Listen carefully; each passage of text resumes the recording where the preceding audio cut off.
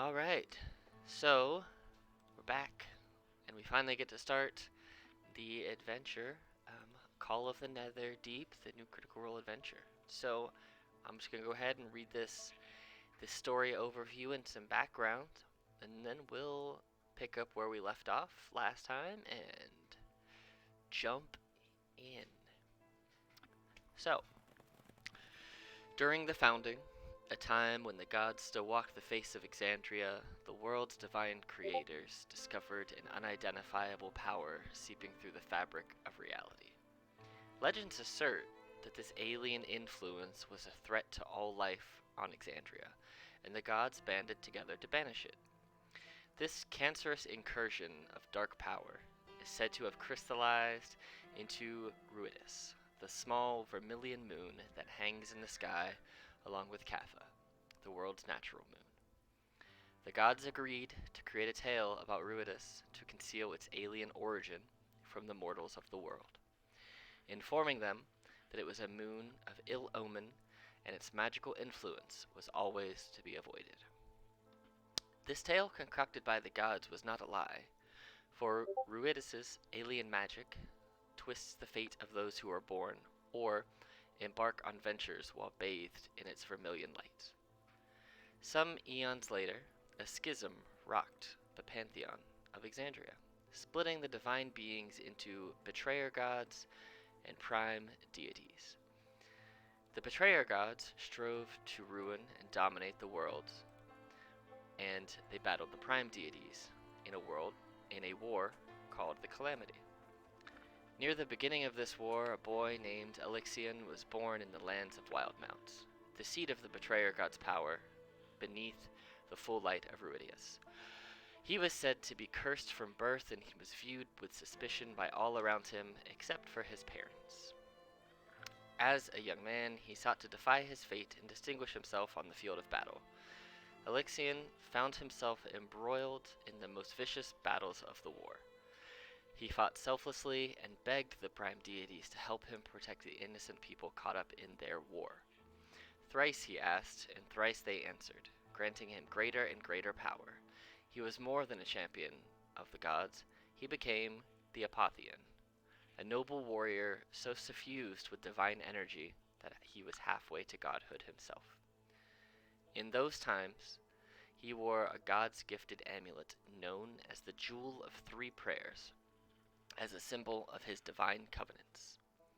Eventually, the war brought the Apotheon to the great jungle city now known as Khal Maro, a utopian domain of elves and orcs.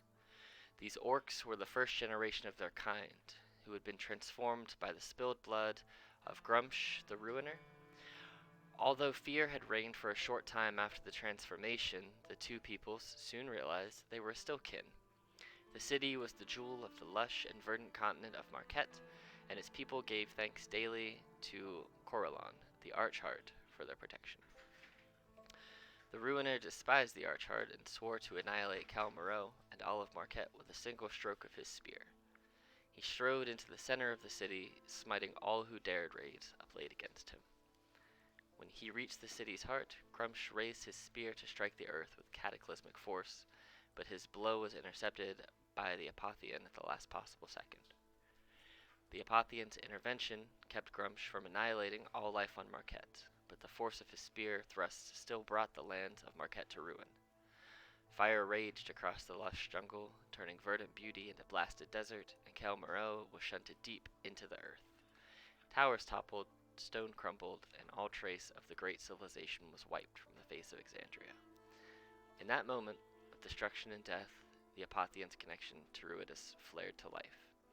A rift was torn between worlds, in which alien energy from an unknown realm and the waters of Khal Maro's oasis mingled to produce a lightless realm of water and strange magic. There, in what came to be known as the Netherdeep, the Apotheon has been trapped for untold ages. Consumed with sadness, furious over his defeat, and yearning for his freedom. In time, the immortal Apotheon fell into a long and troubled slumber. In his dreams, the barren caverns of the Netherdeep began to shift. His memories filled the darkness, and a cocoon of melancholy formed around his body. From this heart of despair emerged a crimson element that embodied the Apotheon's power. It spread, growing and crystallizing as it moved, until all of the Netherdeep was suffused with its power. Centuries have passed since the calamity, and life has returned to the desert lands of Marquette. A grand city called Ank'Harel has been built around a desert oasis. Little does its founders know that the water of their oasis originated in the Netherdeep, and that beneath the new desert metropolis was an underwater cavern holding the ruined city of Kel Moreau. A new form of conflict entered the story when the Allegiance of Alsight, an influential group of academics in Ank'Harel, discovered a strange mineral in the sunken ruins beneath their city. This substance, a slick, oily stone veined with blood-like streaks, possessed unknown magical properties. The Allegiance tried to keep its discovery secret, but the news soon attracted the attention of a rival faction. The Consortium of the Vermilion Dream, a secret occult society obsessed with the magic of the moon of ill omen, Druidus, heard a rumor about the discovery of this mineral. Consortium agents broke into the Allegiance of Alsight's excavation site in Kel Moreau and learned about this discovery firsthand. They dubbed the mineral ruidium, because its red veins and its mysteriousness reminded them of the light and power of Druidus. The Consortium, sneaking into the excavation, hunting further deposits of the mineral, and discovered a planar rift within the ruins. One of the agents succeeded in getting inside the rift, and when that agent returned, she claimed that she had entered a dark, underwater realm, where the walls themselves were veined with ruidium. She managed to recover a sample and escape before the water's intense pressure crushed her body. When that sample of ruidium was torn from the Netherdeep, the shock of the extraction roused the dormant Apotheon from his slumber. All at once, centuries of accumulated grief crashed down upon him, and the Netherdeep roared with the strength of his tempestuous emotions. The power that flows from Apotheon is no longer truly his own. Try as he might to hang on to the memory of the hero he once was, he is driven entirely by his tortured emotions. Throughout his centuries of isolation, the dormant, dreaming Elixion had hoped for someone to find and rescue him, but when mortals discovered him, they seemed interested in only sealing his power for themselves. The furious Apotheon tapped into the alien nature of the Netherdeep to cause ruidium to slowly corrupt all who hold it. Elixion beseeched the three gods he had prayed to in ancient times, Sehanine the Moonweaver, Avandra the Changebringer, and Corellon the Archheart, to send heroes to save him. Despite being sealed behind the divine gate, the gods were able to propel the Jewel of Three Prayers to a site where Elixion once beseeched the Moonweaver for aid long ago. The jewel materialized within a sunken temple in the Emerald Gulch near Jigow, and the gods hoped that a good-hearted band of heroes would find it, learn of Apotheon's plight, and rescue their tortured champion. The Jewel of Three Prayers is currently dormant, waiting to be awakened by a determined hero. As you guys wake up this morning in the traveling city of Urzen, you guys find yourselves you find the city to be moving. You find that there are small goblinoids running around excitedly, talking about how you're almost where you intended to go. You've almost finally arrived, and as you kind of go out and make yourself breakfast and kind of get acclimated to the day, you see that not far off in the distance, as you hear from the goblinoids and the orcs in the village, Jigow is not far off at all. You can see probably 5-6 miles away, a very large, comparatively, more metropolitan region, probably an hour or two away on your horizon back tortoises. So, is there anything you guys wish to do first thing in the morning?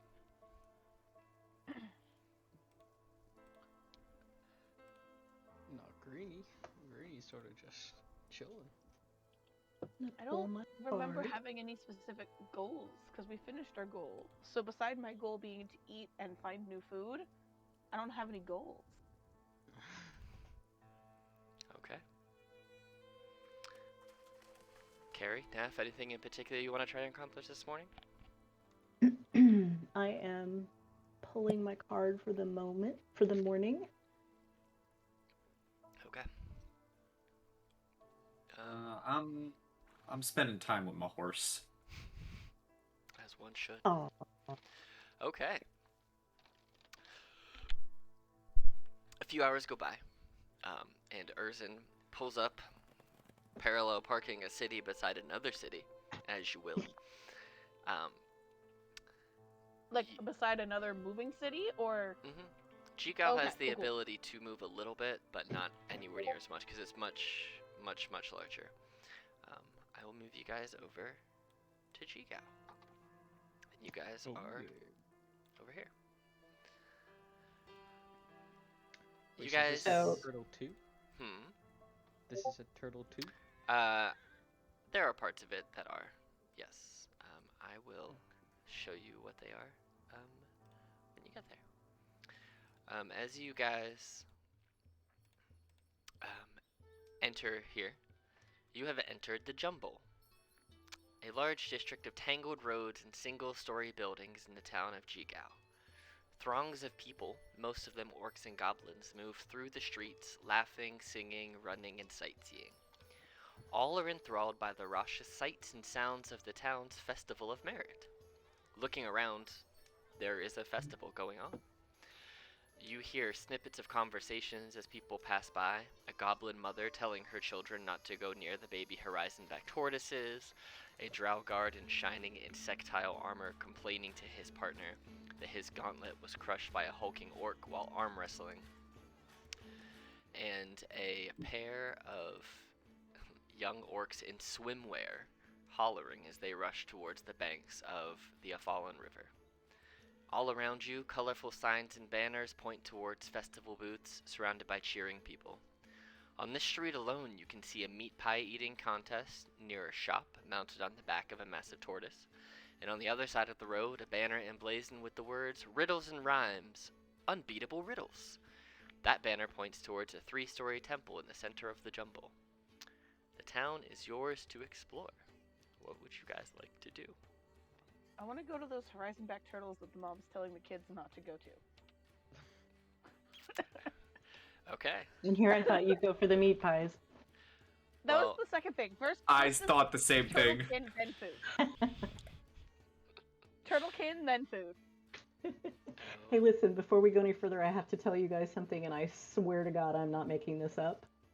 The card, my star card that I pulled for today is Alismok, and it is the star of Corlon.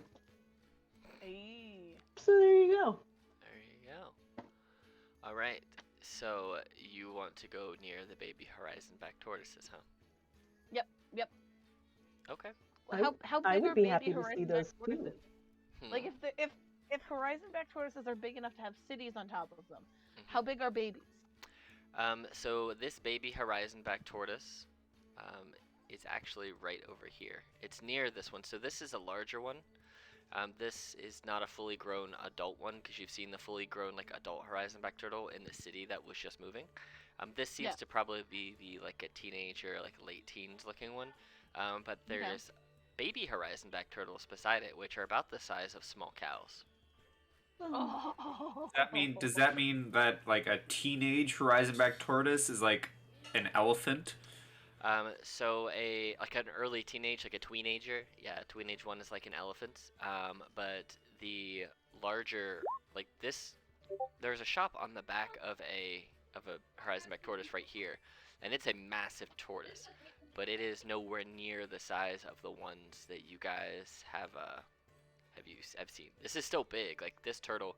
So if you look at it from like the perspective of how big this place is, like from here to here is 80 feet. If that doesn't get, like this turtle from tail to tip is 70 feet. So this turtle is not small. This turtle right here is huge. And so the baby ones are probably, I'd say, 10 feet by 10 feet.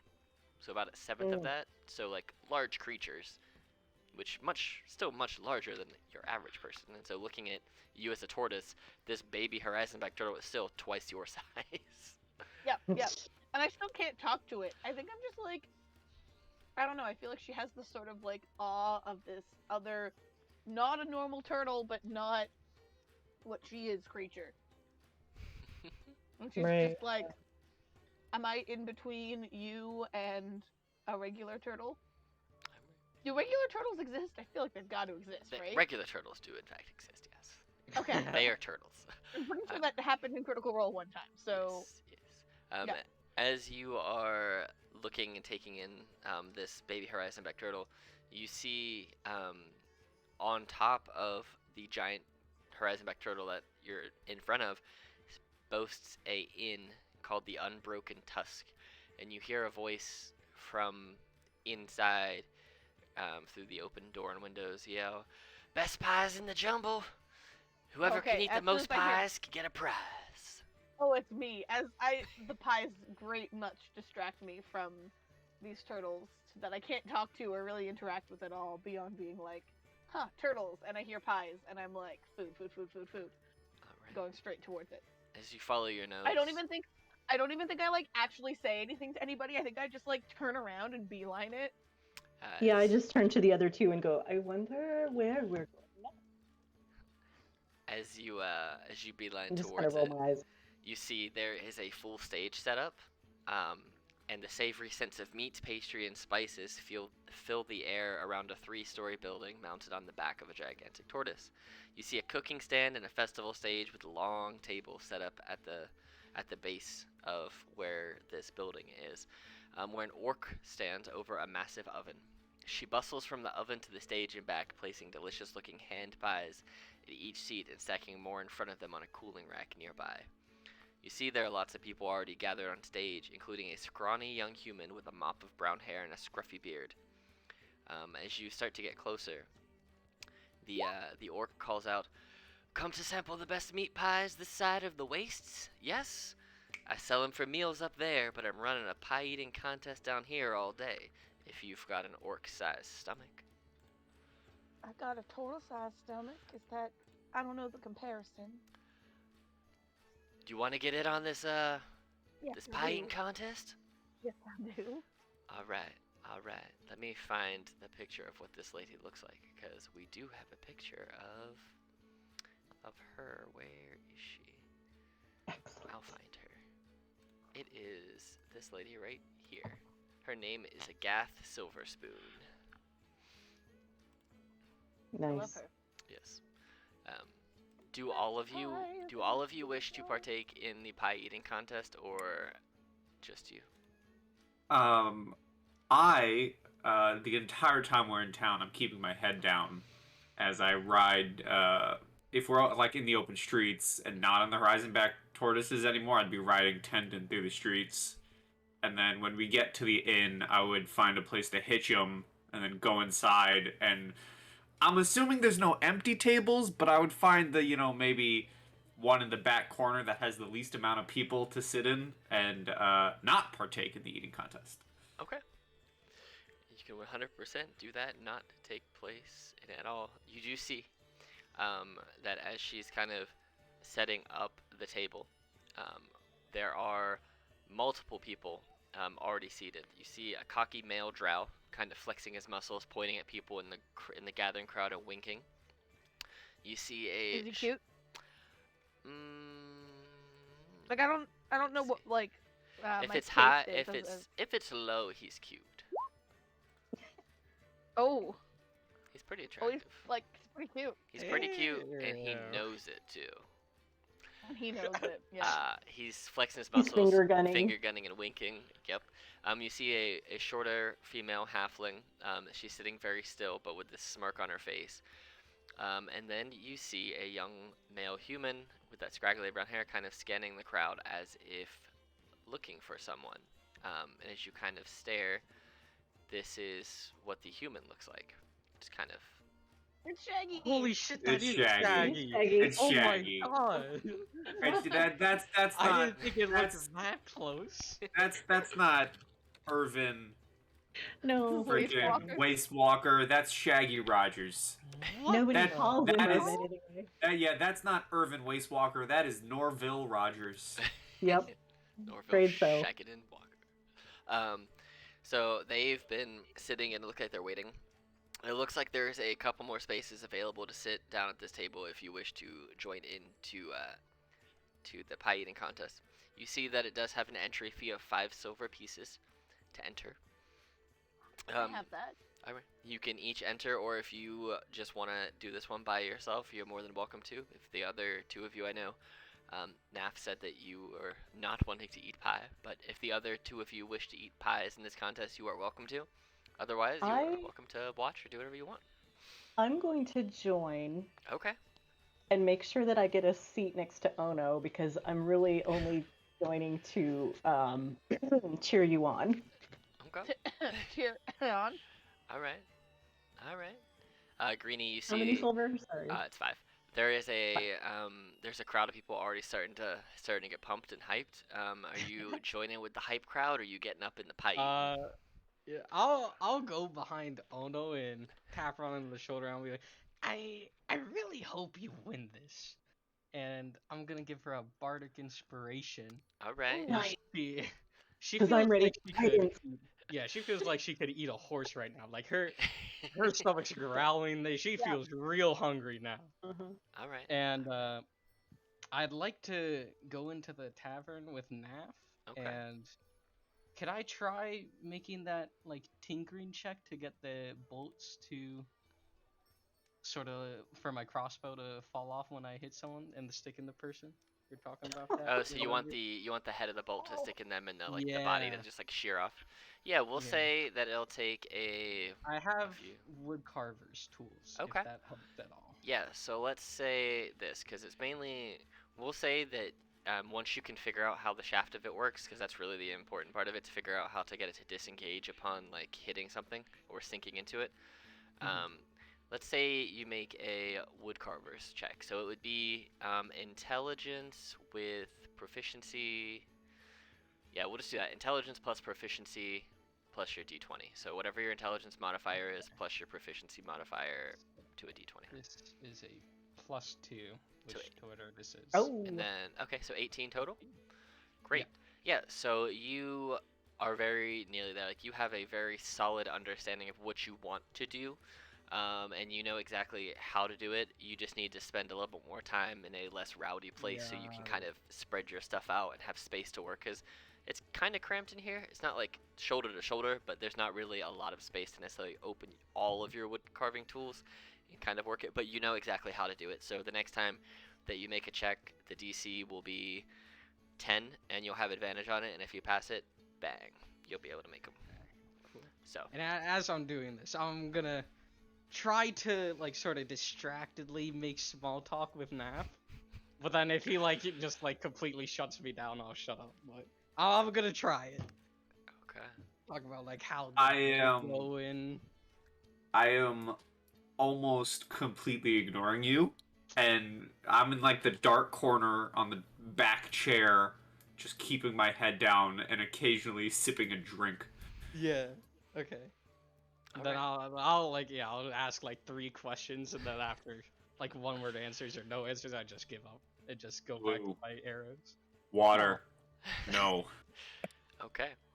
All right. So, since the two of you are going to be entering the contest, you see that you both sit down, and at that point, they cut off entry fees, as all 6 seats are, or all 5 seats now are full, with the 5 of you.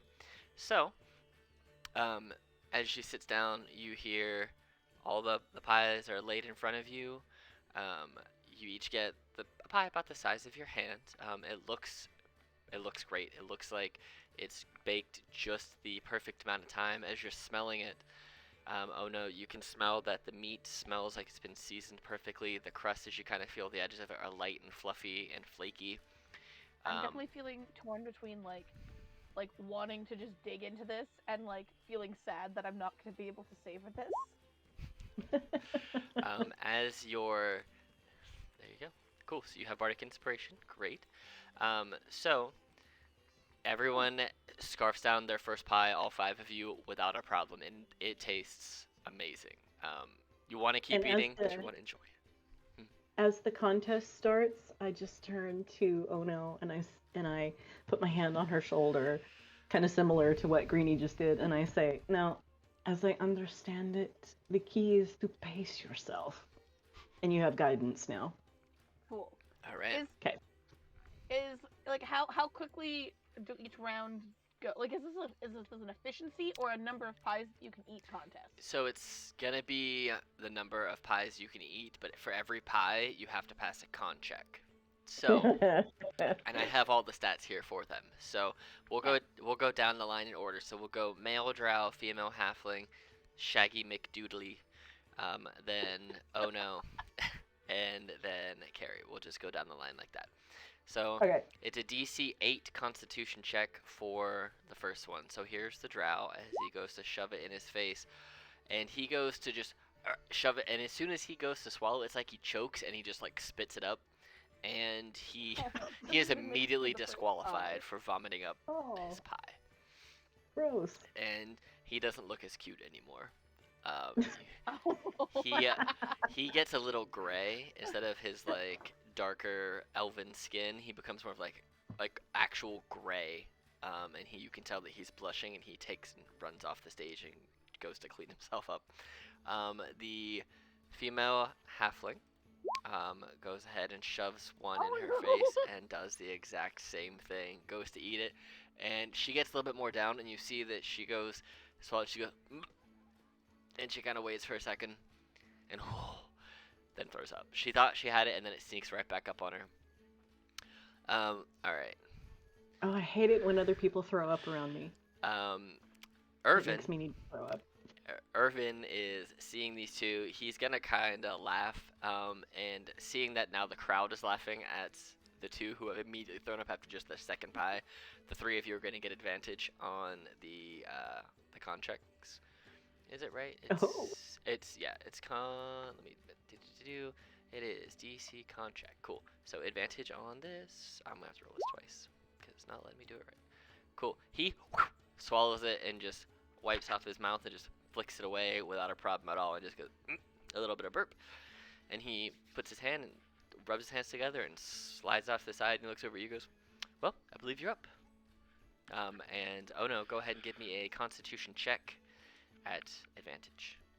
Oh, I forgot to click advantage, but You passed it with a 15. Yeah. and then Then you really passed it. Put it right down. And he goes, "Good job. Well done." And then Carrie. DC 8. Does it taste as good as it smells? It tastes very good. Nice. All right. Yeah, you also, the three of you just, in quick succession, boom, boom, boom. You put down 3 pies. No problem at all.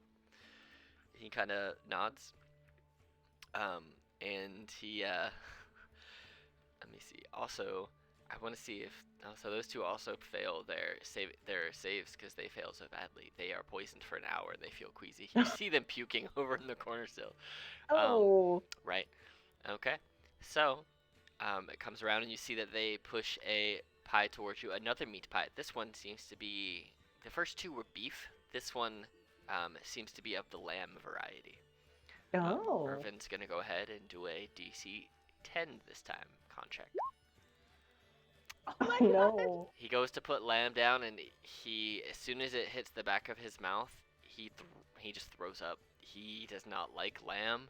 He thought they were all going to be beef. Let's see if he can pass his Constitution saving throw or be poisoned. You look at him, and he goes a few different shades of green. He goes, "Excuse me, I gotta take care of this," then just takes off the stage. Everyone kind of laughs. Well, now it's the two of you for this pie eating contest. Oh no, go ahead and give me a con check. You passed it, no problem. Carrie, give me a con check. Is it an advantage or flat No, this time? these are just flat now, yeah. Okay. It's a DC 10. Oh. So you put one down, and Carrie, you're kind of, it's not so much that you like vomit, it's that you're laughing at at the guy who reminds you of a very shaggy looking man that you once saw, and you choke on the pie and you have to cough it out so you don't choke to death. And Go it's also, people throwing up around me. I'm a little. yeah. Yeah. So go ahead and roll me a Constitution saving throw, DC 15, to see Okay. if you are poisoned from that. You are poisoned for the next hour. It's not so much that like you want to. It doesn't feel like it's sitting well in your I stomach know. from that. Yeah. And with that very very quick pie eating She sees contest. that everybody else is done, and she like waves for a third pie. She's like, no. All right. This I'm not is not done. over. And then I you want one see more. that the orc looks at the crowd and says, "Should we see how many she can eat?" And the crowd Yes. just erupts. All right, so we'll just, if you want, we can just keep going until you fail to see how many you can put down. Yeah, this is what I want. Cool. And This since is You what I at want. least yes. you at least have to go until you use your bardic inspiration in your guidance. All right. Yeah, So that's the what I'm check thinking. increases by 2 every time. So now it's a DC 12 con check. You Oh. have your inspiration Okay. and you have guidance. So you have a D6 or a D4 or both. Let's do the D6 because I feel like average that will get me past 12. Okay. So And if I'm you don't supposed to like the roll a D6, you can re-roll it. That's That's true. Because true. the creation thing, I think, right? Yep. So you Okay. have 11 at best. Okay, fine. I'll do the D4 as well. I should have just done the 4. Anywho, So I make it past this one. you like, you feel that you ate a little too fast, but you put it down. Yep. All right, and she slides more pie your way. This one is a DC 14 con check. Take your time. You It's take a only deep you. breath and you put that one down, no problem. So this is how many pie? Your first one was free, then 8, 10, 12, 14. You're on pie number 5. So this will be pie number 6 now at a DC 8, 10, 12, 14, 16. DC 16, and you just get it down. And she looks at you, and you got the meat sweats now. You've moved on to fish pie. 'Cause you're Is by, meat sweats disadvantage? No, it's just harder. It's just harder to keep going. So you have the choice. You can stop if you want, or you can keep going to see if you can get it. I think I'm just gonna keep going. All right, until I fail. DC 18 con check. Natural 20. Oh my Oh my god. Okay, does Ono just grab like the second pie coming after she scarfs one down, like Yeah, 2 for 1 It special? doesn't even get all the way to you before like you pound on the table and the pie flips out of its little hand pie holder and you open your mouth and yeets right down the back of your throat whole without a problem. And the crowd's I going nuts. I do a little like rage thing, rage moment after that pie. All right, if you want to go again, it's Rage eat. It's a I'm doing it. DC 20 con check. I need to get a 17 or higher. Come on. You Damn it! I meant I needed to roll a natural 17. you go to get this last one and you put it up. It's not even that it doesn't even get into your mouth. It just goes under your nose and the smell of it. And she notices as you're about to open up and she goes, puts a hand on your shoulder and pulls it away. I think you've had enough. She slides it away. So you Aw. successfully ate 8, 10, 12, 14, 16, 18, Huh? and you ate 7 pies. Oh, okay. And I'm she- golf clapping in the crowd. She stands you up and raises your arm and says, "We have a winner. What's your name? Oh no. Are you gonna throw up? She's- Are you okay? Oh no, what are we concerned about? What? I mean, well, she's concerned about multiple things. Right now, it's everybody looking at her as she realizes she's now the center of attention. Amber's the winner!" And holds her arm up because she doesn't realize that "oh no" is your name. Yeah. As she raises your arm, she goes, "Well, I have a prize for you." She goes back over to the oven and she gets this small piece of tin and she hands this medal to you. And it is, you can use this one time, but it's called the Medal of the Meat Pie. Oh my god, yeah. that is so perfect for So, you. yeah. Wait, that's actually Yeah. so cool. Yeah, it's a little That is it's so a little perfect for medal with a you. little pie on it, Oh, and it's okay, just a okay. one-time item. And once you use it, you use the magic from it. It's basically a potion that turns into temporary hit points. You put it in your mouth, you'll taste some pie, and you'll get temporary hit points. And then once it's used, you just have this little medal. So Oh, So thank God you said you still have the metal. I was imagining you're eating a silver metal, like you just no. eat the metal. Please tell me that this is just a medal with like a picture of a pie like Yeah, embossed into It is, and it's That's what I want. slightly warm and smells faintly of baked pie crust. And once you I- once you press it into your mouth, you get the temporary hit points, and you pull it out, and it will at that point no longer be warm or smelly, other than But smelling it'll like your still mouth. be a neat medal with a pie on it. And I'm still gonna wear it because it's gonna be a medal with a pie on it. So I'm I gonna. love this. This is gonna be Skyrim, and we're gonna be on the final battle. You're gonna have 2 health left, and you're gonna remember the medal of the pie. Medal of the meat pie. Oh, Yeah. I So love it. as you guys are kind of watching the pie eating contest kind of wrap up a little bit, you see Ono's got the meat sweats going on. Even through her tortoise visage, you can see that her scales are a little moist from the meat sweats. Oh yeah, Yeah. I'm rough. I'm like wobbling. I got a food baby. It's I great. pat your back and help you belch. Take, 7 points of healing. If that helps. So, Seven points of burp healing. just real quick, I don't think it will happen, but just as a quick warning, if I completely go offline, there was just a gigantic flash of lightning outside my window. Oh. Ooh, fancy. Oh shit. So, like to the point where in the darkness, my entire backyard was illuminated. Oof. So you're saying if you go offline, assume you're dead. Yes. All right, good to know. Assume the worst. So, as the pie eating contest wraps up, you see across the road, right here in this pentagonal shaped looking structure, you see that it is a temple, a 3-story temple with some semi-translucent glass that seems to be glowing. As you look at it a little bit closer, the building itself, the roof is kind of pentagonal, but the building itself is in that of a shape of a dodecahedron. And you see that they're kind of just pushing the crowd that's kind of standing outside down the road some. And you see that as you kind of follow where people are being, you kind of follow the traffic, you see that they're walking past this alley here where there is a goblin in blue robes trying to get everyone's attention as he's just yelling off weird riddles. Down this way where you hear people kind of talking about a maze that has been built in the corner of town. And both seem to be games of this festival, if either of them interests you. While I'm still in the tavern, Mhm. I would, through the, because it's happening, whispers, through the reluctancy of the conversation between Naff and Greenie, I would very sheepishly flag down like a waiter or waitress, and I would ask if they have a clean rag that I can kind of just have and like slide them like a silver. Yeah, they come back a couple of minutes later with a rag for you. Looks pretty clean.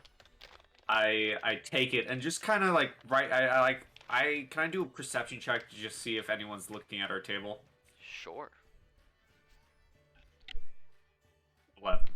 People seem to be just kind of looking about. No one's particularly paying attention to you. They're busy with the pie contest yeah, with the going pies, and there's a whole bunch of different festivities going on throughout the town. It's a pretty jovial atmosphere, and people are kind of just stopping in here for a quick drink or a quick bite, kind of reconvening with people as like a meeting spot to find their friends, and then kind of moving on to the next thing they want to explore. Okay, well then, if I don't really see anyone paying attention, right there at the table in front of Greenie, I would just casually, not casually, I'd still do it very, like, trying to keep it hidden, but I'd take off the dirty, gross bandage that I put over my eye from back in the fort, and I would wrap the clean one around my eye, my left eye. All And we right. gotta take care of that. Field first aid. I like it. The old one was bloody covered. This one's clean. And what do you do with the dirty one? Oh, I find one of those, trash cans that you have to put your foot on to lift up Fair. the lid. I just throw it. Okay. As you kind of look around, you see what I described a little bit ago. You also see there are other lines of people going to different directions in the town, seeming to go to different games and different little mini festivities and contests. Is there any part of town in particular that interests you? Or I can just give you the names of the games, and you can tell me if any of them interest you. Well, I'm not interested whatsoever at the temple, character-wise. Okay. For reasons. Uh-huh. What are the other things? So, The as you- maze and riddles? So the riddles looks like the elderly goblin is wearing some blue robes. He is, you see that he has 3 tables. One of them has a wooden box. The second displays a glittering star map of the Exandrian sky. And on the third set rests a row of colored bottles. A banner hanging over the setup says, "Test your wit with me against these riddles 3."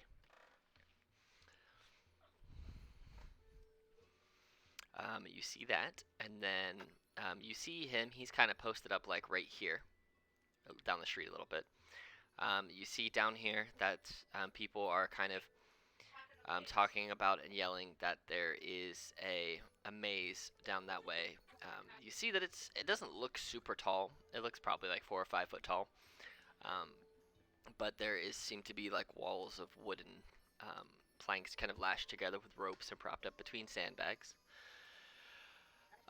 You see that over... is it too far? And a little further past that, you see... Well, there's a sign that says a couple things are going on. You see down this way past the maze, as you kind of walk down to explore a little bit, I'm just going to say you guys are kind of maneuvering around the town before you decide where you're going next. Here, you see that, referring to the section down in the water right there, that it seems to be a swimming race. Swimming against the current, against the surging current and sharks of the river. You also see, you hear that people are talking about an arm wrestling competition a little deeper into the town. As they point, it kind of is over this way, basically right here. Then you hear that there is a team-based game, and the game itself is called the Wet Walks Paddy Whack. And it is over here in the little wetlands area of town. There is also a game called Herding the Horizon Backs, where you get to work with... What? Oh, herding, not hurting, right? No, yes, herding, as in you're Oh, herding God. them, not like Oh beating god, I thought we were hurting Um, them, and I was like, what? Horizon back tipping? Like, oh, time to liberate the horizon backs. them. You see that they are, these turtles are being fitted with makeshift bridles. There's a tall orc that's, just you hear him saying out loud, "Have you come to join the Horizon Back migration?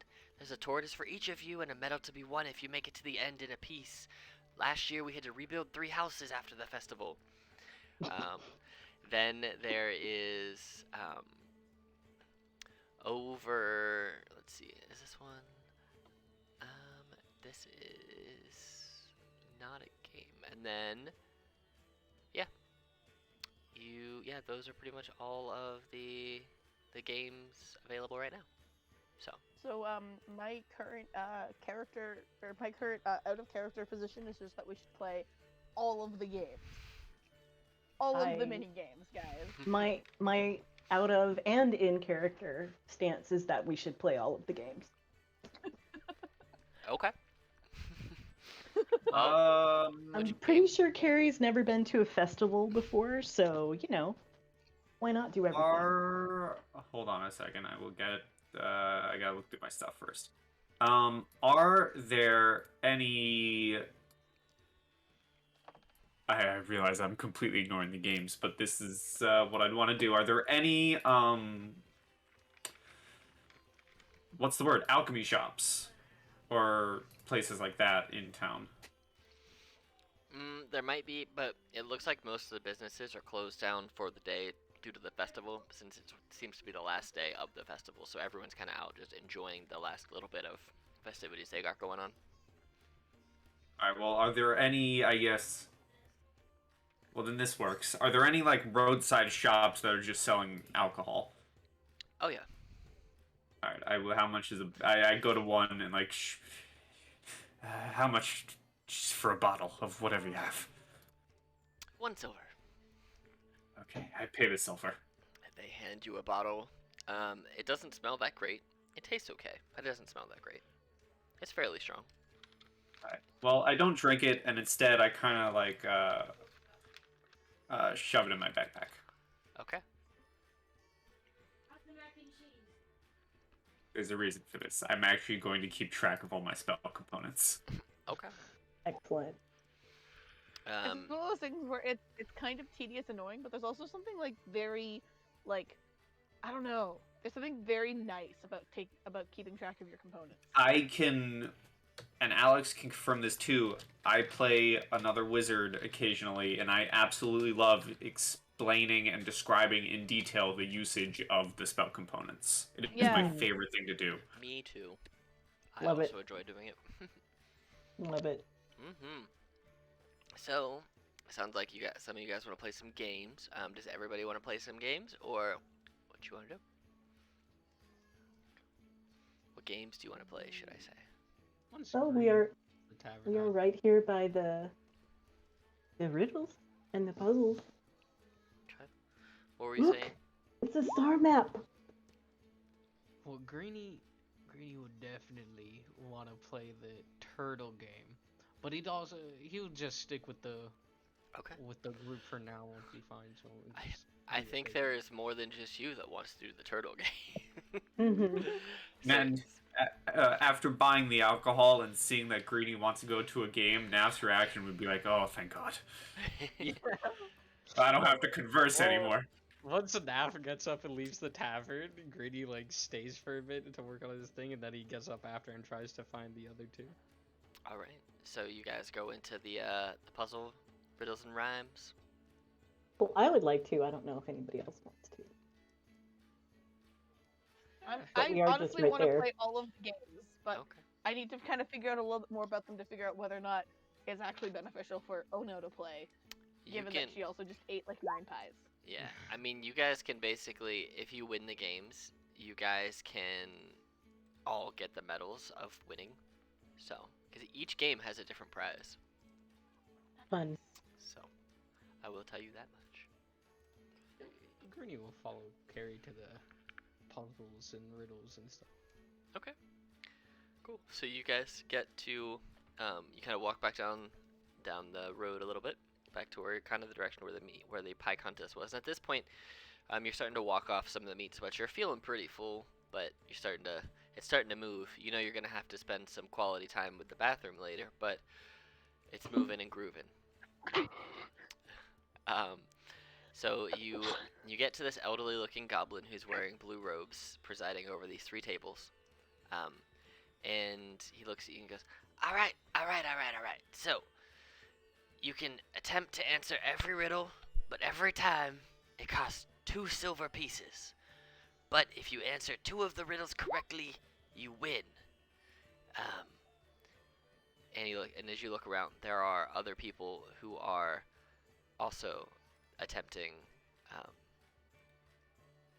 to solve them. You see that there is a drow-looking person who, in a total of 4 guesses, they solved 4, or they solved 2 of the puzzles. So they are fairly smart, it seems. And as you kind of look, this is who you see solving them. They look kind of aloof, but they are kind of solving the puzzles pretty quickly.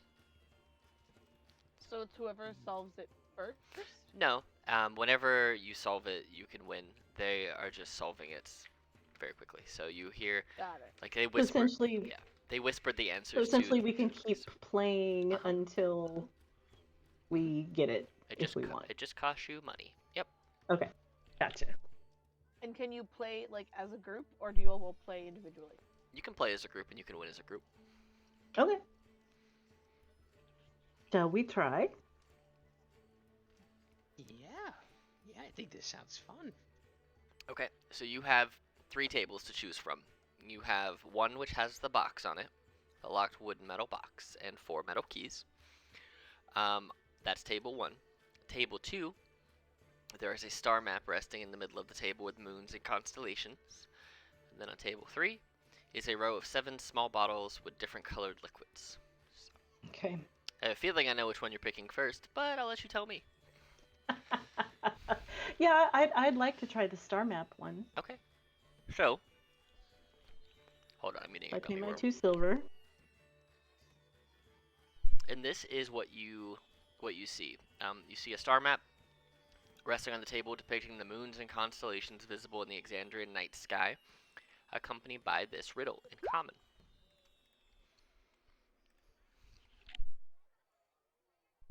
Two birds sit in a speckled field, one silver and calm, one scarlet with woe.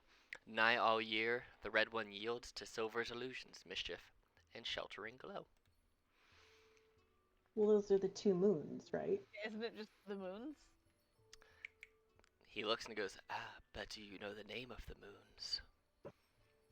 Well, shit. Okay, one is Ruidus, and I should know the other one. My character would know this. Yeah, you can roll. The other one is Craig.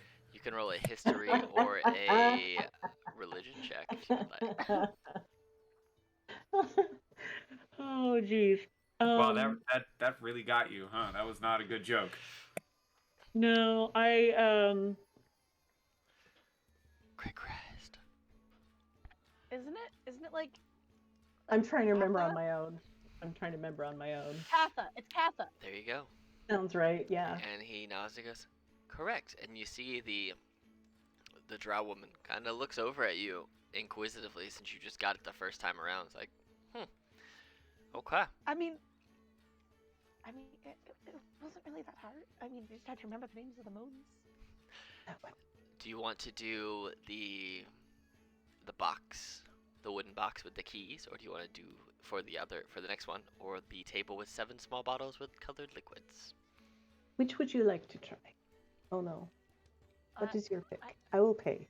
I'm interested in the one with the bottles. It's kind of like, different baking flavorings. Maybe. So I'll pay 2 more silver. Okay. All right. So, I will tell you what you see. Well, let's see. Oh no, they have the following contest. Great. So this is the riddle, the placard that is beside it. 2 of us are brewed from blight and always sat to purple's right. 3 are juice, 1 burns like flame, and no 2 colors taste the same. Even flasks hold naught but pain, and shades of sky will leave a stain. Though tasty are those at each end, neither is the winner's friend. A puzzle for the keen and wise. Drink the light to claim your prize. Okay. And he looks and says, you have 2 chances to guess correctly. Is there a specific order of the colors that we would be able to see? So from, we'll say from left to right, bottle 1 is purple, has purple liquid, or it's a purple bottle, then a green, then a sky blue, then a white bottle as bottle 4. Bottle 5 is also purple, bottle 6 is also green, and bottle 7 is red. Okay. Wait, say that again. Can I write it down? Yeah, I sure. got it written down too. Yeah. Bottle 1 is purple, 2 is green, 3 is sky blue, 4 is white, 5 is also purple, 6 is also green, and 7 is red. Oh, god damn it. So do we knock out 1 and 7 automatically? Well, it would be good to figure out at least what the purple one is, because the 2 purples aren't the same. So yes, yes, the red one doesn't matter, I don't think. Well, I think the first one and the last one don't matter because tasty are those at each end, neither is the winner's friend. Even ones hold naught but pain, so I'm marking 2, 4, and 6 as pain. Which leaves us 3 and 5. You can try. No, 3, to 4, get, and 5. 3, 4, say and you 5. can try to get hints if you want. Sure. not yet, can I not we- want to try to figure it out. I'm first. just letting you know Yeah. you have the option Wait. for hints. I'm not saying you have to take them. You Would just you- have the option for a hint. Can we mess with the liquids in the bottle? Like, can we, like, pour it out and try to put a flame to it to see if it burns? No, but you can drink it. That's all we can do. Correct. See, it's tempting to say that white is light, but that seems too easy. Does it matter? Okay, so two of us are brewed from blight, and the other one that's bad is one burns like flame. But does it matter? Those will never come up again. It just matters that we know that those are green white. Okay, it doesn't matter, but I know that the one of the green ones is the one that burns like flame, because no two colors taste the same. But that doesn't matter because we're not going to have that one. Shade of Sky will leave a stain. I don't know what that means beyond it's not that one, so I guess it's 1, 2, 3, 4, 5. It's the 5th purple one is my guess. But I'm going to continue to read over this again. I don't know what Shade of Sky will leave a stain actually means. I'm kind of... I think it's the 5th purple. Because you said those tasty at those each end, neither is the winner's friend. So purple and red is gone. And then we know it's not the evens, because even flasks hold naught but pain. So that leaves the green, the white, and the green. And so that leaves us with sky blue and purple, and sky blue leaves a taint, so it's No, purple, we're only right? left with... We're not left with the greens because both of the greens are... They're bad. Both of No, the greens sorry, are both of the brewed greens from are blight. Yeah, Yeah, both of the greens are blight. I read it wrong. I Yeah. read it wrong. But Both I of still the got greens it are to the right blight. place. And then the first purple and the red taste fine, but they won't They're help juice. us win. And the Sky blue leaves. okay, a so stain. We 2 don't want leaves that. pain. 3 is a stain, so we've got white and purple. Well, it says that even flasks hold naught but pain. Oh yeah, you're right. So 2, 4, 6 is gone, and white is 4. So No, you're fifth right. purple. I think you're right. I think it's the 5th purple, or the I'm second, pretty the 5th confident. one. But how is that light though? Eh, Yeah, huh. Wait, what? What about light? Drink the light to claim your prize is the last line.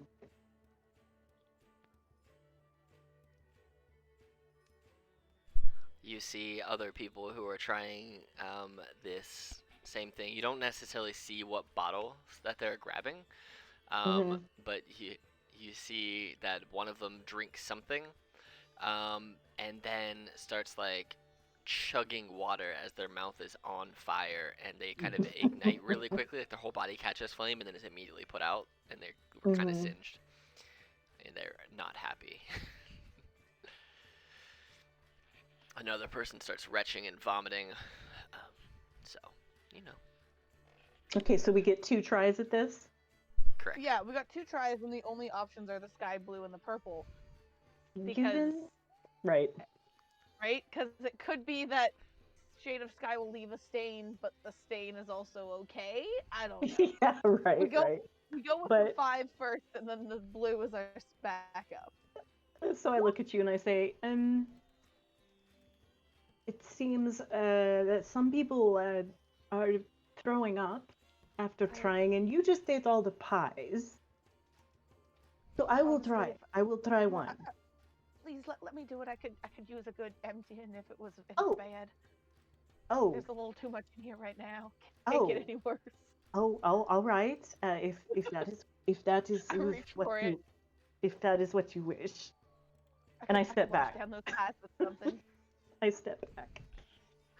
Oh no, just doing all of the consuming challenges. So which one are you drinking? The fifth one, the purple one that's in the middle. Whatever, however you want to describe that one. All right. So as you tell him that's the one you wish to drink, they pop the cork, and he pushes the purple bottle towards you and says, "Bottoms up."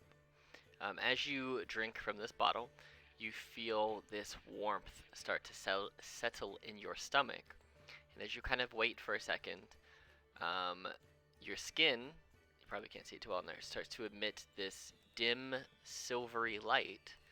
We're just gonna make it orange so you can see. This dim silvery light from your skin for an outer range of 5 feet for 1 minute.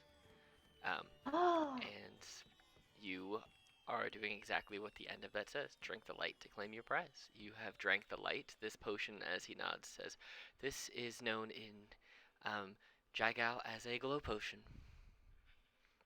Cool, but have I just used Fine. it all and I don't actually get to benefit from it? It's just a test one. You don't get to keep it. It's more of just Oh, a okay. sample. Yeah, these are all just samples. So was that the winning one? That was the correct one. Yes, 5 was correct. Guys, I'm lit. Now, as Well an done, outside everybody. source, do you guys want to hear my reasoning as to why it was the fifth purple? Because I got this like ages ago. My reasoning in my head was the fifth purple because purple's a shade of sky that stains the sky when the sun is rising. You get the purples, you get the oranges, and it's also a decently light color when I think the sun is rising or setting. One of the two. A nice bright shining purple in the sky, and it also stains the sky with the purple color.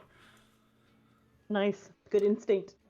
That's not the right logic, but it got you to Yeah. the answer. It's solid logic. Do you want me to tell you the actual like answers the way they're written? Listen. Sure, but I think we did was that- pretty good. You did great. You 100% got the It answer. may not be right. the right logic, but it's some solid logic. It was Yeah. it was juice blight. I don't know what stain meant. Juice blight, stain, fire, right, blight, juice. No, But- it's the sky blue bottle leaves a stain. It's juice because juice stains. Oh Mhm. my god. That's what I'm I was an thinking. idiot. of, Like but- grape juice. Yeah. Like Yeah, grape juice. yeah. Oh Exactly. god. 2 and 6 are both directly to the right of the purple and thus contain blight Yep. brew. 2, 4, and 6 are even ones. They only hold pain. Sky blue bottle leaves a stain. It's harmless juice. And first and last bottles are also juice as they are tasty, but they won't win the riddle. Yep. They did have Lovely. juices in them. Yep. It's basically just a juice that stains. But the three of you, since you were there solving it, let me get your medal for you. Where is Wait, it? do we get to do the third one just for fun? I or mean, no? yeah, you can if you want to, but he's gonna Oh, I'd love he's to gonna try it. hand it to you, and you won't have to pay for the third one since you won the prize. But Oh, you nice. guys get this. Like You guys each? you each get a medal of wit. What? So it's the same as yours. All of these medals can only be used the property can only be used one time. This basically is like a medal with like a brain on it, like a medal with a little brain. And you can press it against your temple as an action, and you get advantage on intelligence checks and saving throws for 1 hour. So, but once you have used it, it disappears. So you guys are just collecting some medals. But the third one, and at this point, if you want to arrive back with your alcohol, you are welcome to join back Neff. Sure. Cool. You arrive and you see them handing out medals as he joins the group, and he looks at you and goes, "Are you with them?" Yes, he is with us. I'll tell you what. If you can solve this one as well, I will also give him a medal. Ah, And seeing as you've solved the other two first times around, I'll let the first I'll let this one be on the house. So you have 2 tries. This one's on the house. most kind. So you see that on this table is a locked wooden box and 4 metal keys, and on a placard beside the box is the following riddle written in common. Bronze, copper, silver, gold, ancient ones from tales of old, match the key to the box's lock. A mistaken choice begets a shock. Okay. And you can see that each key is made of a different metal, 1 bronze, 1 copper, 1 silver, and 1 gold. And close examination of the box reveals that the lock is shaped like a dragon with a fluted crest, and the edges of the box are decorated with engravings of pearls and shells. Wait, Ancient ones, tales of old. wait. Can you say that? So- Describe the boxes again. It is that right there. Beautiful. So which color dragon? Dragons, right? Yeah, which color dragon 1 bronze, 1 copper, is about silver, water? gold. Or alternately, which of those metals is non-conducive? Ancient ones from tales of old. The temptation that I have right now to Google bronze, copper, silver, and gold dragons. I'm not gonna do it. Can I make an intelligence check to see what I know about dragons? Can I Absolutely. do the same? DC 10. Yep. I mean, I'm a fucking dragonborn, right? You are a You dragon don't know boy. shit about dragons. I literally, before this, I literally went to a place about dragons. Intelligence. I mean, Did I here's the roll? thing. Greenie, you know because you're a dragon. So Mm-hmm. you know more than anybody else in your party about Do I know dragon? the answer? 24. I will tell you that you guys recognize, Greenie especially, that the metallic hues of the keys and the first 2 lines of the riddle are talking about not just metals, but also types of metallic dragons. And you can see as you look a little bit further at this thing, and Greenie, you're just like, oh yeah, duh. You can recognize the shape of the dragon lock or the aquatic decorations, as whichever grabs your interest more, is indicative of a bronze dragon. Nice. Okay. Grab the key, Greenie. Yeah. This is all you. I know the answer to this one. I am a dragon after all. I'll I feel figure out simultaneously like this was the most in character one, and also the most like we kind of cheesed this one. You go, Greenie. Yeah, I'll pick up the bronze and put it in. And of course, not get shocked. I open the box. You get shocked. No, We're fine. you 200 damage from a box. 9th level lightning bolt. Oh no! Call lightning, everyone's dead. No, you put it in there and it pops on open, and you see sitting in the middle is just a single metal with a brain on it, and he looks up at you, Naf, and goes, "Well, that's for you." So, all of you have the fun little medals, medal of wit. That's pretty great. And at this point, too, the light that was emitting from you, Ono, starts to fade away. The glow has faded. It's already been however long it needed to be. 1 minute. Anywho, it doesn't matter. Yes. Oh, it was a minute. It was oh only, yeah, no, it's yeah, only that 1 makes sense. minute. Yeah, it's That only was a minute long. I don't blue anymore. He looks at you and goes, Oh. "Your skin is still glowing, though. Don't worry." Yeah, Yeah, you guys have the 10. Those were from the really good chef eat breakfast. Okay. was made. So, or dinner from the night before, and I just let them carry over until the next time that warrants not having them. So, yeah. So, you guys have completed the little puzzle game, the little riddles and rhymes. Good job, everybody. Mm-hmm. You over in this direction over here is where the horizon back turtle herding is. Down here is the maze, and then the swimming competition, and up in the northwestern corner is a team event. So, you guys tell me where you want to go if you want to do any of them. Myself, There's I also would an arm like wrestling to. contest. I'm a wizard. No, thank you. I feel that's the appropriate response for me.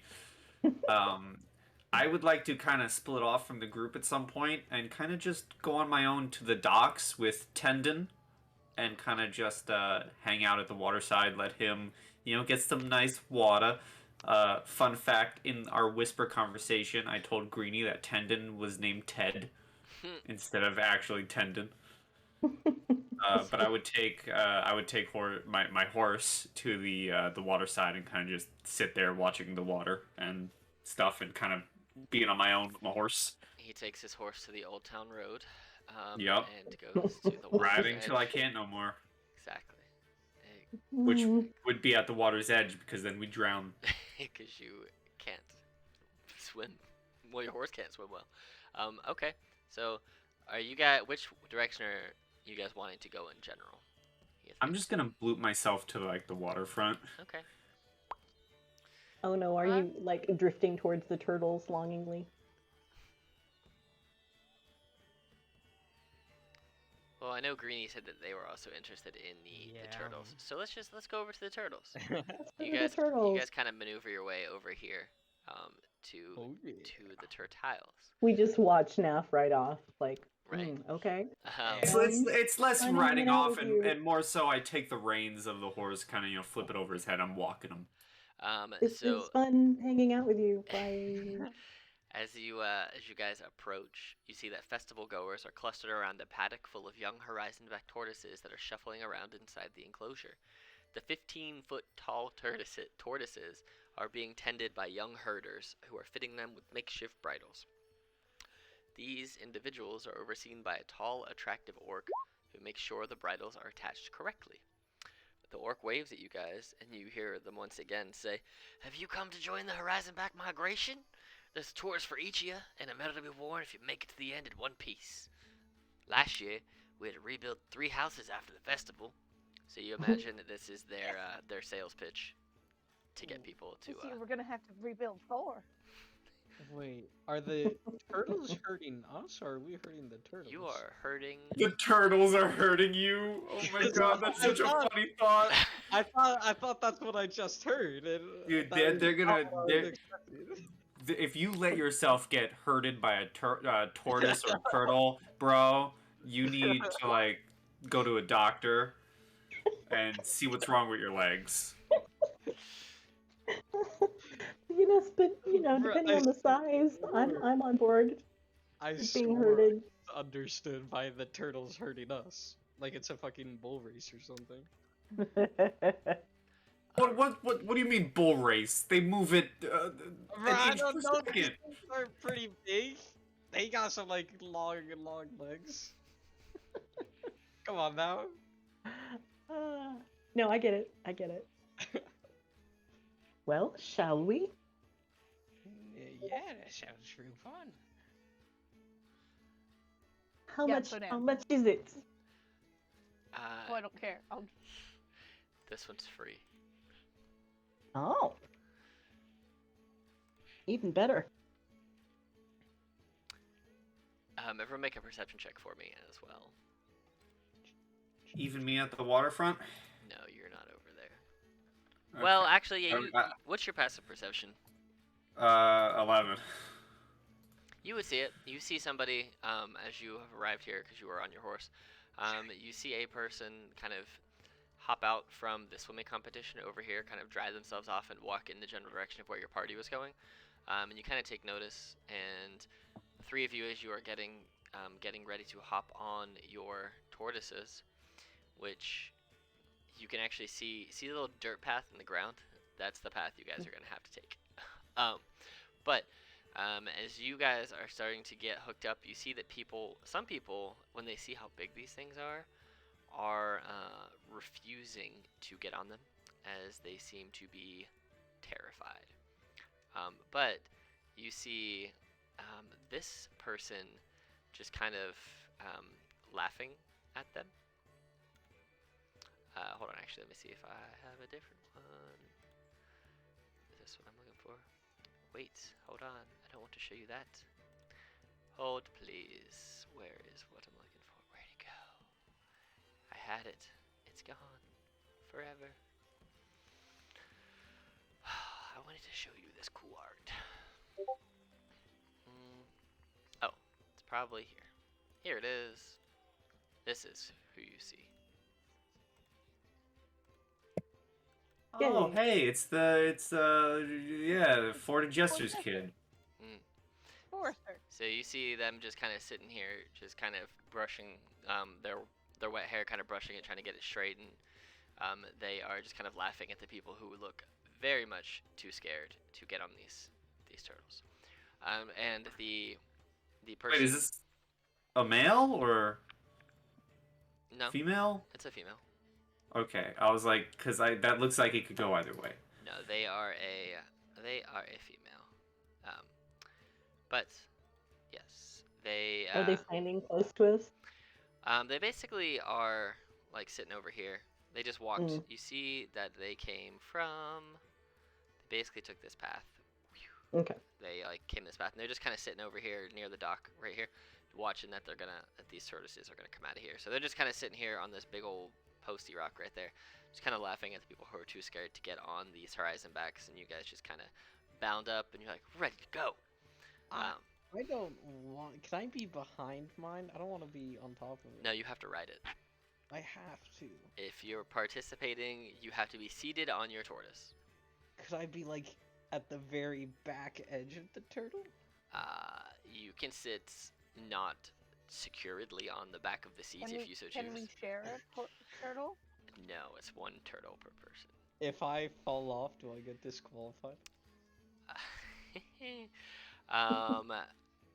You have to get back on it and try and have the belligerent turtle come under your control. My plan is being ruined. Okay. Alright, so all of you get seated on your tortoises. And you see that the person who was trying to get people to come over, their name is Adan, like Adam, but with it N. And they kind of blow a whistle and go, "Follow me!" And they start taking off on the tortoises, going this way, following this path. We're gonna say it's gonna take. Let me see how far this is. What skill is this? Animal handling. I'm guessing animal handling. Yeah. That makes Okay. so much sense. It's basically. Why didn't I take that when I could have? It's basically 20. We're gonna basically say it's gonna be 5 total checks, and I'll tell you what they are as we go through them. So, I'm sorry, you only have to make 3. So everybody, go ahead and make me a animal handling check, DC 12. Can I ask you a question first? Go for it. When we were on our traveling turtle, I kind of, I went up and tried to talk to the turtle, and I saw what they were feeding it, right? Which was what? So they were feeding it meat and grasses that seem to be omnivorous, but as you try to go to feed these ones, the Adan kind of rebukes you and says, "Oh, I'm not trying to feed it. I'm just asking you what I saw it get. What I saw them getting fed." It is omnivorous, because he would warn you that it will bite your hand off if you try to feed Okay, it. no. I'm not trying to feed it, but I am gonna say hello, because I don't know whether these beasts only speak Goblin or not. The big one only spoke Goblin, but I'm gonna say hello. In common? It does In not. common, in beast, no, in turtle. It doesn't seem to respond in any way. It's just annoyed that it has a bridle on its back. So I'm just gonna try to send it an impression. Okay. That if it comes with me, if it carries me, then I will give it all the. I don't know. I'm just gonna picture a lot of different foods like fresh lettuce and All right. crabs and whatever. So if it comes with me, then I will then it will get crabs and fun things. All right. So go ahead. Ono, give me animal handling. The other two of you give me animal handling checks. DC 12. I also wanted to do something similar to this. I swear I'm not. Okay. I thought of this before. I wanted to. I never went to the turtles, so I'm not completely sure what they wanted to eat. but I assumed it was just like also patches of grass. So could I cast Phantasmal Force on my turtle and try to like make it see walking pieces of grass in front of it, like really large patches of grass? Sure. What's the save on it? It's a DC 15 intelligence save. Okay. I So don't think there's a minimum. so Yeah. so you what's the minimum? Yeah, I don't think there's like a minimum intelligence kind of thing. What's the spell say on it? Phantasmal Force. No, I'm not seeing anything. Okay. It says DC 15 intelligence save. Yeah. Right at the top of this. I think they were looking for like sometimes there's like Yeah, like an creature has to have a intelligence. minimum Oh, right, level yeah. Yeah. Yeah, right. for it to even work. Yeah, for it to work. Because if it's too dumb, it just doesn't work. Right. Let's see. Okay, so it will go ahead and make an intelligence save, and it will likely fail. It uses the Ankylosaurus stat block, so with some changes. Oh. But here cool. is the save. Oh. It made Okay. it with a -4. It made the save. It just kind of like shakes its head and just keeps going. So now go ahead and roll me a animal handling check. Okay. Is there anyone besides us? Yeah, there are a few other people ahead of you. There's like 7 tortoises in this line. All right, so Carrie, you're able to kind of caress it to doing what you want it to do. Kind of, with a natural 20. Yes, it doesn't bucket you as it bucks the others. So I need the two of you, as your tortoises start to buck, to make me DC 13 Dexterity saving throws. Oh my gosh. So Oh. you both get bucked off of your turtles, land on the ground, and you both take 2 falling damage as you get bucked off. You can remount the tortoise if you so choose. But yes, if you wish to continue the game, you can remount it with a DC 15 acrobatics check. I mean, I'm not gonna succeed, but that's not gonna stop me from trying. Do it. Come on, you got this. Okay. Yeah, no, Aw. I got nothing. All right. Are you trying to climb back up on it, Greenie? Is Carrie like in the lead right now? Where's Carrie? Towards the front. Yeah. Okay. Yeah, I'll try to get back. All right.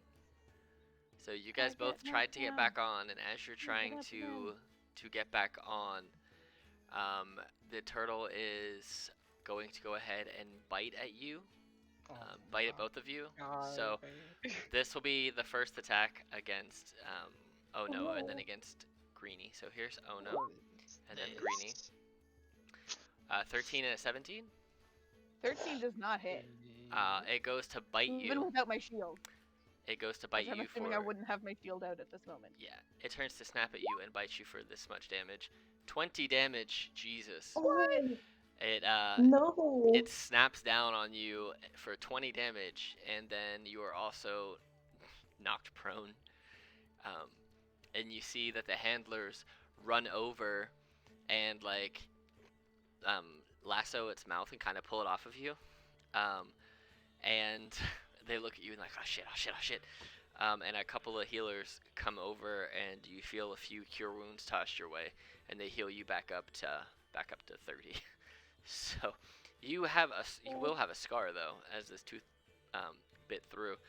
And they look at you and they're like, we can help you get back up on it if you want. Both of you actually, if you need help, we can help you get back up.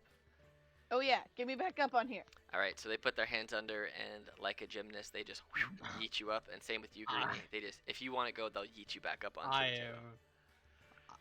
Nah. Okay. Nah. All right, so they heal you back up to 30, and Ono, you hop back on the turtle. So both Carrie and Ono, go ahead and make me animal handling checks number 2. Okay. I'm doing the same thing. I'm just, like a different kind of food this time. Okay, so 16, you pass it because it increases by 2, and you guys both passed the second time.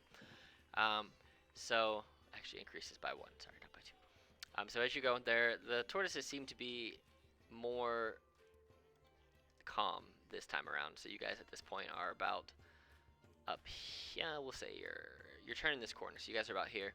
Greenie, did you want to stay in the park over here, or do you just kind of want to follow them along like a parade?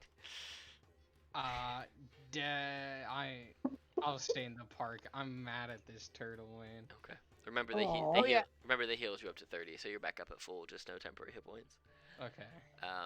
But yeah, so you two go ahead and make me a final animal handling check, DC 14. When they were telling us how to do this race, did they say anything about not using magic? Nope. Yeah, I'm casting Long Strider on my turtle. Make it move faster. Okay. 10 feet faster. Moves a little bit faster.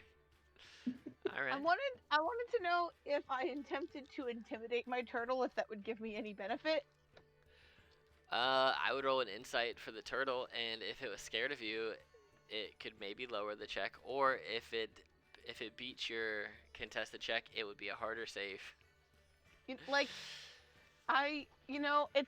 still worth it. I'm gonna try and intimidate it. Okay. So it'll go ahead and just make it. I'm doing the carrot, and you're doing the stick. Yeah. I'm literally sending it visions of a carrot. And so your check will now be 15 instead of 14. I wasn't gonna make it anyway. Go ahead and make a dexterity saving throw for me to see if you get bucked off again for DC 13. You can see it, so you have advantage as a barbarian on these dex saves. Isn't it when I'm raging? No, it's just in general. Really? Oh Pretty my sure. god, I totally thought that was just when I was raging. I'm pretty sure, as long as you can see it. I did mess up in the last game though. The half movement thing doesn't kick until level 7, but it was fun for the time. So, but yeah, so go ahead and roll that dex save again. Yes. You stay on this time around, and you guys do make it here. Your your tortoise is not pleased at all. No, It's I'm very not pleased upset. at it either. But you guys do, when you finish, you do get another medal. Oh, we finished? Yeah, it was 3 checks to get to the end. Oh wow. Sweet.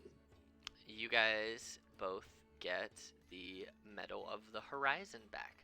And when you would be hit by an attack, you can use a reaction to increase your AC by 5, so basically it's shield. You gotta be wearing the medal and able to see the triggering attack, and then once it's used, it can't be used again, and the medal becomes non-magical. It's like a one-time use of the shield spell. Can I just make like a charm bracelet necklace of medals? Sure. You do see that the 2 medals don't look the same. Each one appears to be made from a different part of the tortoise, a piece of shell, a claw, or a nice. tooth. But Adan does assure you that each of the medals were made from tortoises that died naturally. So. I have a hot, quick question about the Medal of Wit. Yeah. What type of metal is it made from? What type of metal is it made? Yes, metal. It's more of just like copper, just like a smaller metal. Nothing that's like super expensive. So then, theoretically, right? Mm-hmm. Hypothetically,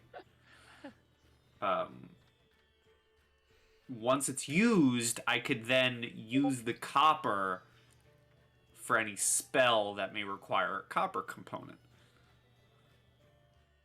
I mean, yeah, sure. Cool. That's all. Okay.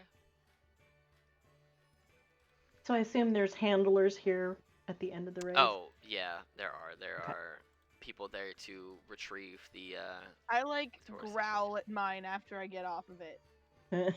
Like I'm at the edge of a rage. I go to the handler who takes my turtle and I say, I promised this one fresh vegetables if they would carry me. So can I give you money to buy some vegetables for the turtle? I mean, if you want to, sure. Yeah. How much how much would be good to buy Can mini Esther carrots? make an insight check to know if they're actually gonna buy carrots with this money? Fine. Sure. He's like, well, they eat a lot, so probably like I go 4 nothing. gold. Okay. I give him four gold. All right. It seems like they're probably just going to buy stuff for the turtle to eat. Then I pet the turtle and tell them thank you. All right. So you guys get those, and you have completed the herding horizonbacks. All of the horizonbacks were hurting you. That was cool. How many games are left? You have a total of 1, 2, 3, 4 more games if you want to. One's the arm many wrestling more contest, one is the swimming, one is the maze, and one is the team game. So I want to do the arm wrestling. I'm not even that strong, but I'm hoping that maybe going into a rage might help. Okay. If you want to take Angrily off and go to the arm arm wrestling. wrestling, you can. If everybody wants to do different games, you don't have to do all the same I ones. was at the edge of a rage after that one, so I feel like going towards the like letting my anger out will be a good therapeutic thing for me. All right. So we'll say that you make. I'll come cheer you on. Okay. So you guys make your way up this way, and while you guys are making your way up there, Greenie and Naf, what are you guys doing? I asked Greenie if he wants to come cheer on. Oh no. Yeah, well, once I'm done complaining to people about the stupid turtle, I'll go over. Okay. You can tell me all about it as we walk. Naf, The anything turtles. in particular you wish to be doing?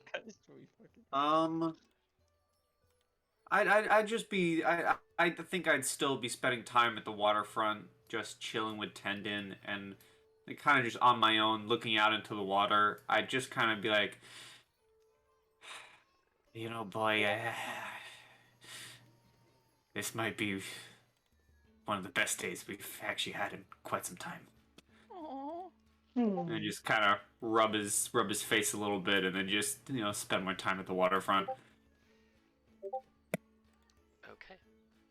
All right. So, as you are hanging out with your horse, Tendon, having just a relaxing day, you're kind of there's a lot of happiness going on around you. You hear laughter and like people walking into the walls in the maze and some frustration and people like, "Damn it! I thought I had it this time."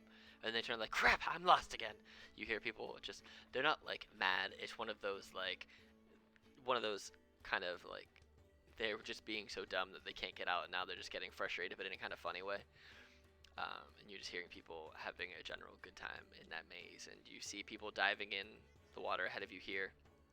Having like competitive swimming, and then they're getting medals afterwards when they get out for the winners and the winners that are coming out of the maze are getting medals as well.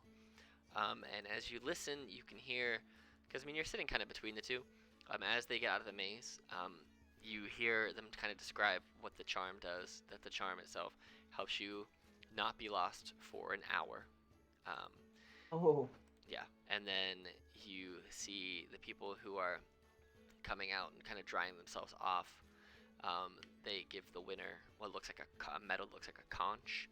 It says, "This will let you swim a lot better for an hour, so it'll let you swim faster and more efficiently." And so, if either Shouldn't they of be those, giving those medals to the ones who lose? The ones who win?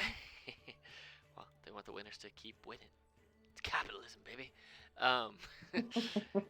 As you guys get up to the arm wrestling competition, you approach a brick building with a sign that reads Beef Slab Butchers. And as you walk in, a simple table and 2 chairs have been set up outside.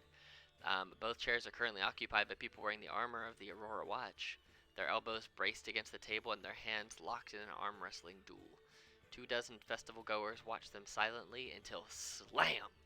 The occupant of the left chair pushes her opponent's arm to the table, and the crowd erupts in whoops and cheers. You see that as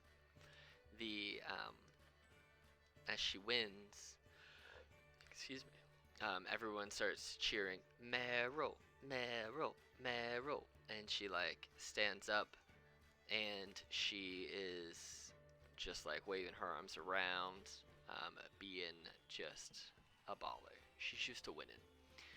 And you see Cocky that that she's wearing Aurora Watch gear. It looks like she is a member of the Aurora Watch. She seems to be flanked by 2 compatriots, 2 female drow wearing chitinous splint armor.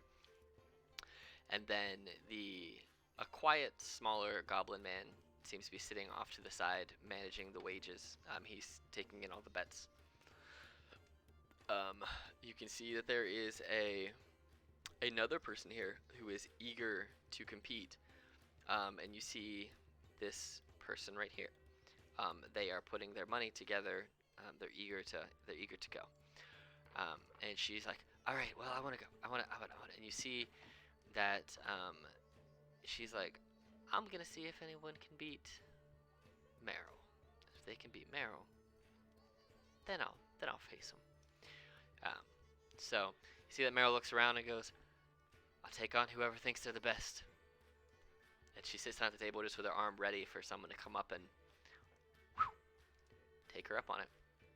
So there's somebody else waiting to see who wins this fight. Mm-hmm.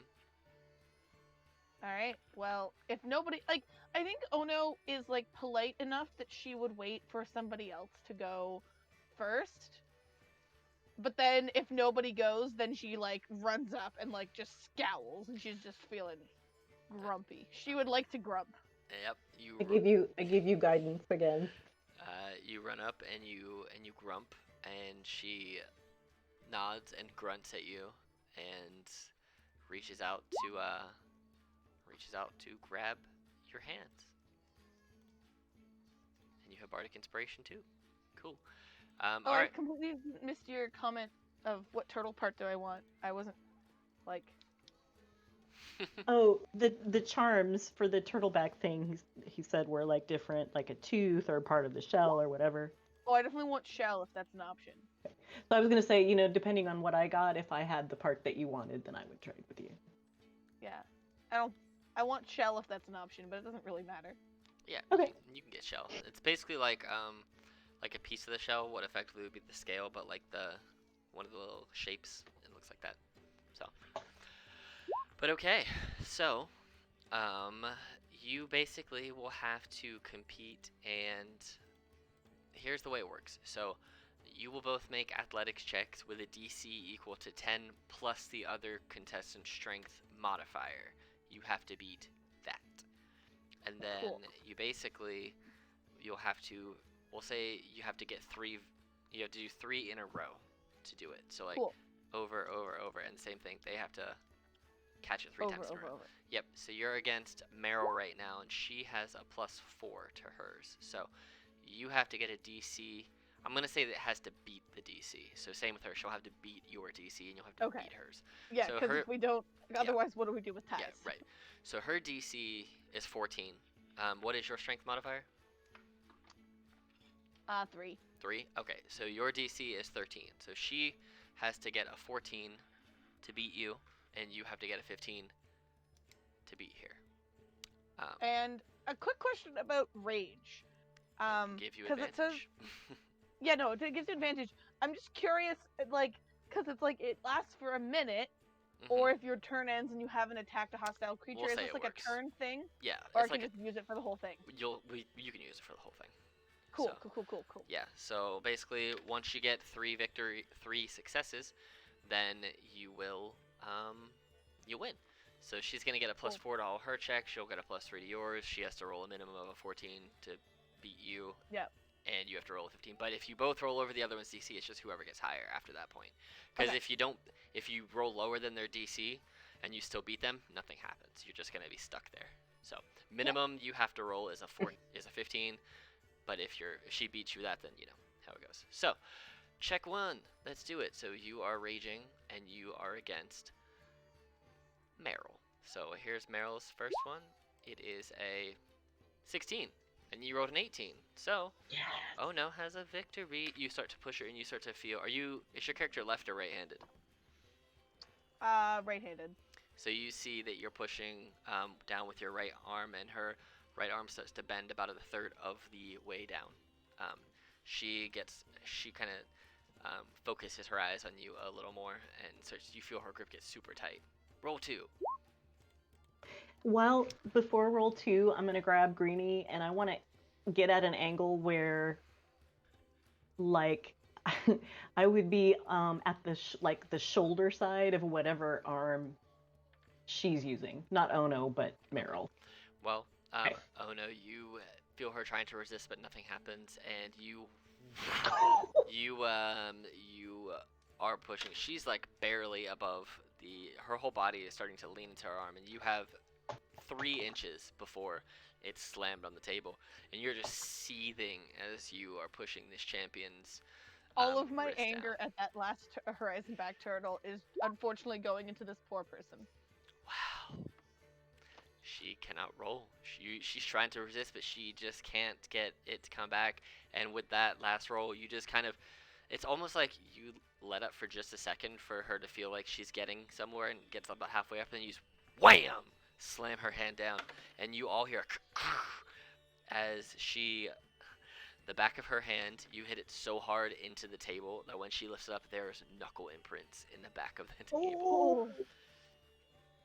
I like angrily grab a pastry from my bag and I hand it to her, like with a huge scowl on my face, but trying.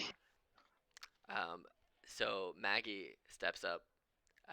You see that she is that orc-looking bald figure that you saw, and she grabs Meryl and just like tosses her aside with one arm and says, "Get out of my way," and sits down and grabs you by the hand. And before you guys start, this small little goblin man jumps up on the table. He is wearing a little name tag that says Vars, and it says owner proprietor on it. So this is his shop. And he says, if anybody wants to make a bet, you place your bet with me here. Who you think's gonna win? And it's double your money. So if you give me 5 silver, you'll get 9 back, and I'll keep 1 because house has got to make a little bit.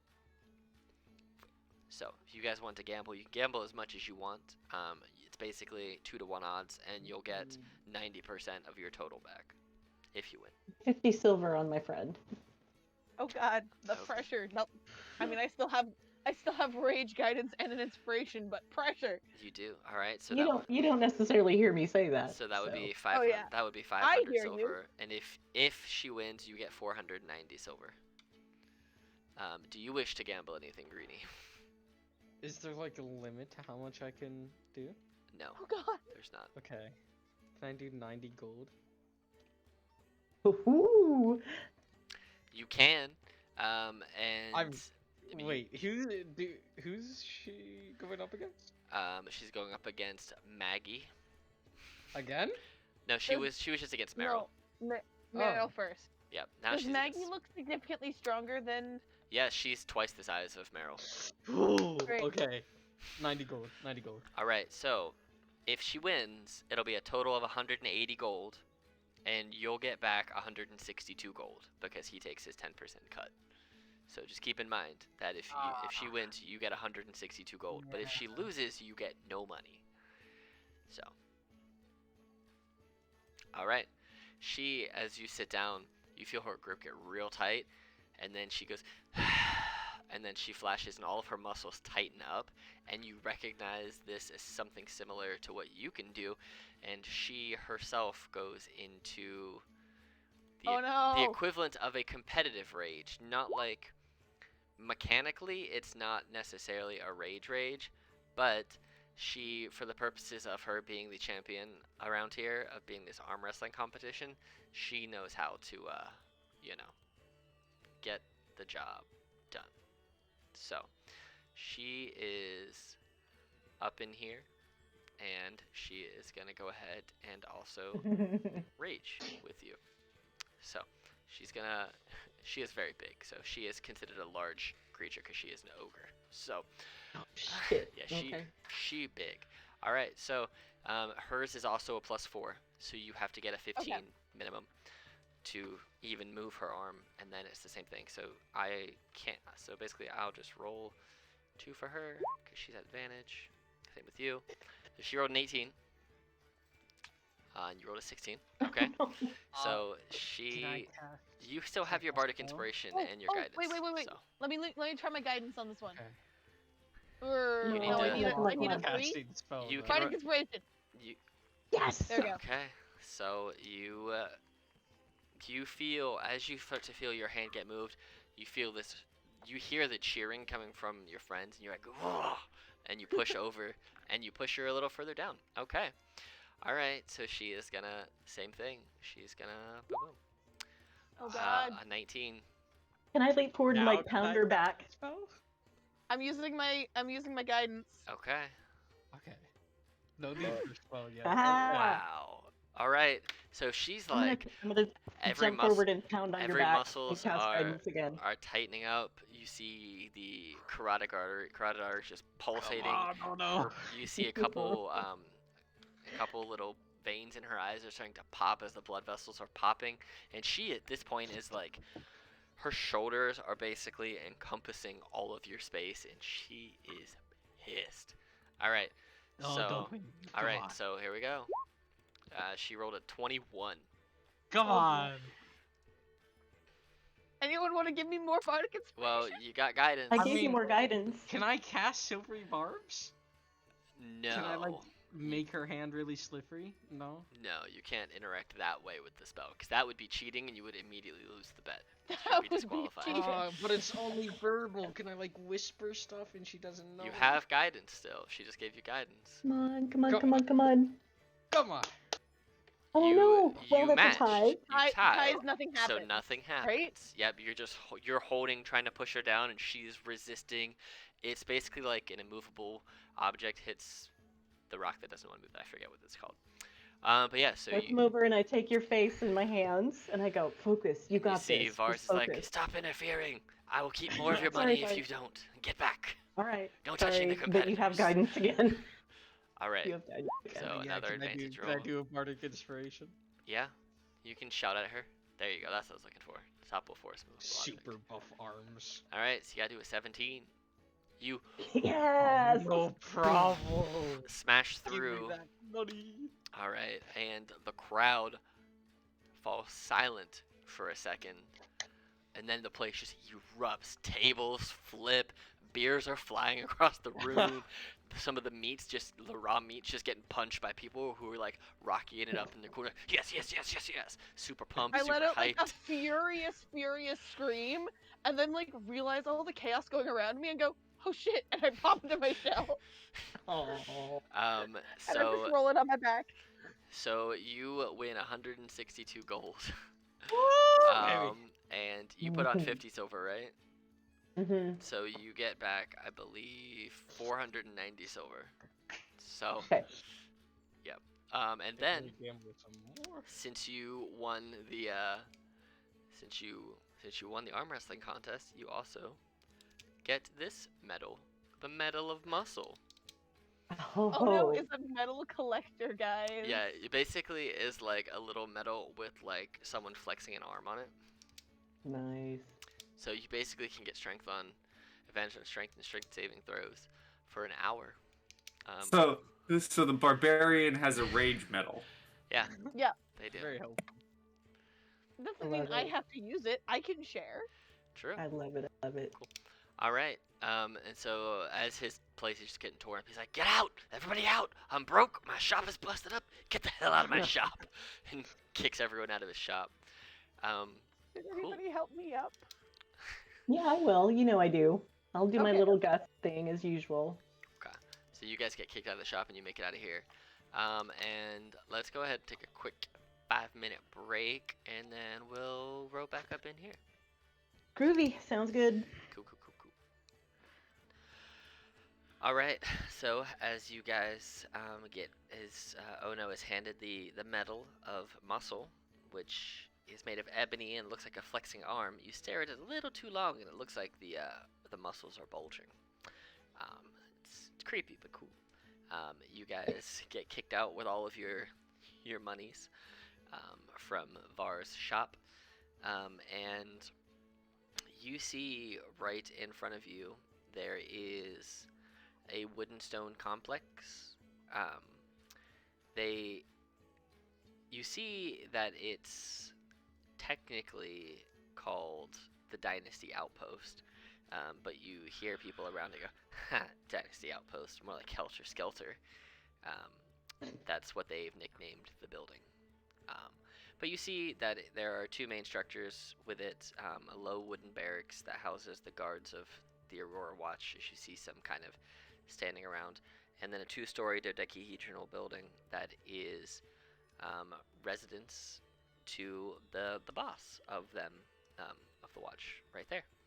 As you kind of go to walk past, they just keep shuffling people away, as this is not, they are not festive folk. They are here to guard the town, do their job, and they don't want to be bothered. Um, so you guys kind of make your way back down towards, well, where the rest of the party is currently happening, which is down this way. You guys kind of maneuver through town.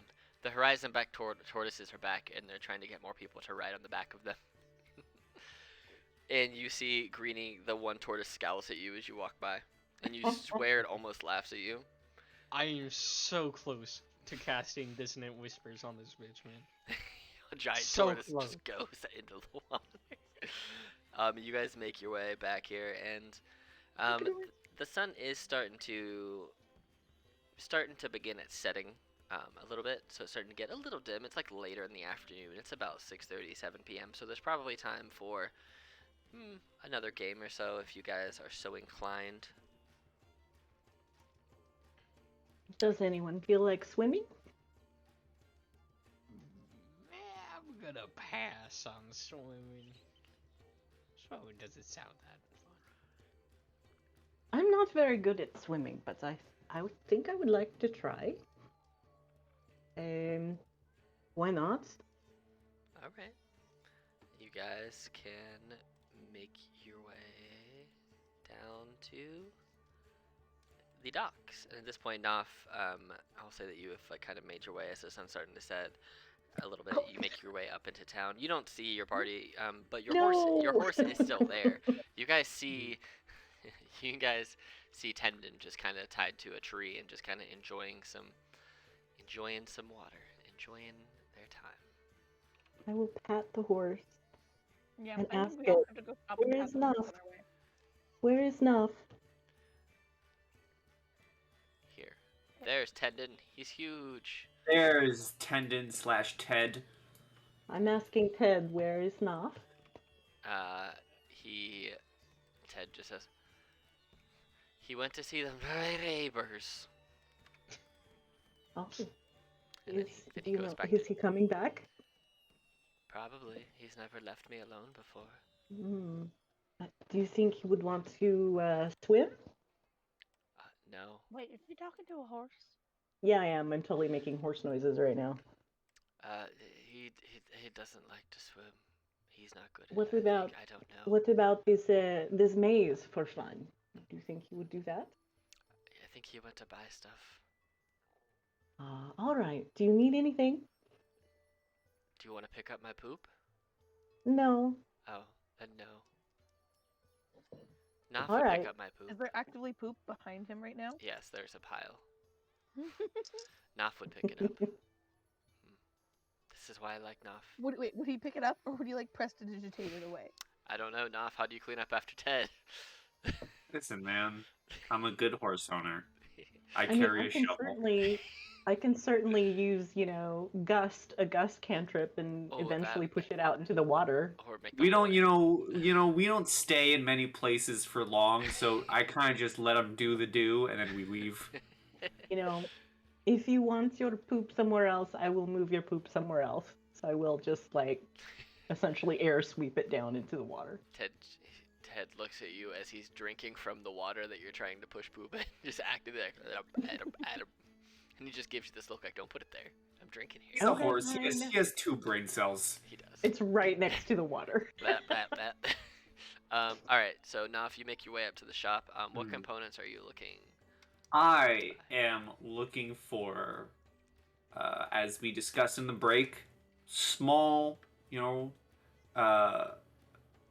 it doesn't have to be red, but a small red dragon scale and an eyelash encased in gum Arabic. Okay. All right. Let me check something here. I want to. All right, roll me. So I'm gonna roll a d6, and since there are the 5 chromatic colors, we'll do it in the order of white, blue, green, red, and black, and then 6 will be your choice. Oh. So we'll do it in that order. That's 1, 2, 3, 4, 5, 6. I'll roll a d6 to see which one he has. He has a 2, so he has blue. He kind of looks at. He's like, well, the only scale I have is blue. If that's what you're looking for, it's not huge. It's from a younger one, but I have this blue scale. And he kind of opens this little. Looks like a smaller jewelry box. The scale is probably not bigger than the palm of your hand. And he goes, but I do have the other thing you're looking for. I have plenty of those. And he just kind of opens a drawer and pulls out this little, probably like 2-inch by 2-inch piece of gum Arabic with an eyelash kind of encased in there. He goes, that's cheap. I can make those every day if I wanted to. That's like 3 silver. The scale, we'll say it's a little rarer. We'll say it's 2.5 gold. That sounds good. I'll take both. Okay. So you have a blue dragon scale, which you can rename, and mechanically you can change the damage type to lightning for that spell. So I have a mini lightning bolt. Yeah, yeah. You have Agonizer Scorcher, but it's lightning damage instead. So you can rename it to whatever you want it to name it. You might actually just have to custom build the spell and then just add it in. That way it'll just do the right damage. So I would just do that. But you have that spell, and instead of using a red dragon scale for fire, it now uses a blue dragon scale for lightning. So there you go. So you have that, and while you are shopping, the other 3 of you were, Carrie, you were gonna do the swimming, correct? Yeah, why not? All right. Are the other 2 of you wanting to do the maze, or are you wanting to just watch her swim? I mean, it specifically says that we're not good swimmers, as turtles. But Which is kind of funny. I feel like I might as well try. Okay. I feel like, would give us double chance of winning and collecting all of the medals. Yeah, exactly. And I feel like the swimming medal might be super helpful later. All right. You hear people arguing, and they say, you can't swim in teams. You swim individually, the winner gets a prize. Everyone else is losers, and you gotta learn to swim better. I'll like cheer we them can't both both win? on No. and give them bardic inspiration. Then can we go in different, like, Yeah, you can go at different times. Different groups. Yeah. Haha, Yeah. very clever. So yeah, so you both have bardic inspiration. Nice. Thank you. Mhm. That's all of my bardic inspiration, by the way. I've used all 5 already. I think it's been a good use. It's been good uses, but goddamn. So it costs 5 silver pieces to participate. Okay. And then you see that the water here, there's rushing waves of the river, the Ifalon River. And the whole point of this, as they go to explain, is that the goal is to swim against the tide and against the rushing waters to reach a rusted spear sticking out of a rotten wooden post, then bring the spear back to the dock. So wait, confirm with me. There's this and the maze left. Is that it? The team game. There is also the team game. So What which skill we does it should look like the do to team build game our needs? team skills. that would be the, let me see here, Meadow of the Wetlands. That is under number 5. Okay, they have these all labeled out. It looks like they are a combination of, well, you only need 2 people to compete in it, and there's no entry fee. Basically, what you're going to be doing is harvesting rice. And it requires athletics and sleight of hand checks. Huh. What does swimming require? Athletics? Swimming requires you to do athletics. Okay. So just in case, I'm casting Long Strider again, but at 2nd level, so that you and I both have it. Oh, we both have it? Yep. So then, should I not rage then? You What does can. Longstrider do? Longstrider just increases your speed. Go Basically. ahead and roll a deception check as you try to cast the spell. Oh, do they say not to use any magic? They didn't say you could. I mean, it lasts for an hour. They also so, didn't like, say we couldn't. it lasts for So I an could hour, totally so we do didn't it before we necessarily even get do it. there. Yeah. Yeah, we can like wander back up the street real quick All right, so that we're out of sight. there you go. I can still roll a deception if you want. Yeah, go for it. Just see what you Okay. get. Okay. This will be great. It'll be fun. Oh, it should be fine. You You're cast fine. it on yourself without much problem. So, cool. All right, so Well, um, I'm casting it at second level, so yeah, on both of you. Yep. both of us, yeah. All right, cool. So, here is what we're gonna do. So, if you guys are doing this independently, you'll basically be expected to use the dash action every round, right? So your movement and your dash. And any contestant who moves more than 30 feet on their turn must make an athletics check at the end of the turn. On a failed check, stuff happens. On a successful check, nothing happens. So, Okay.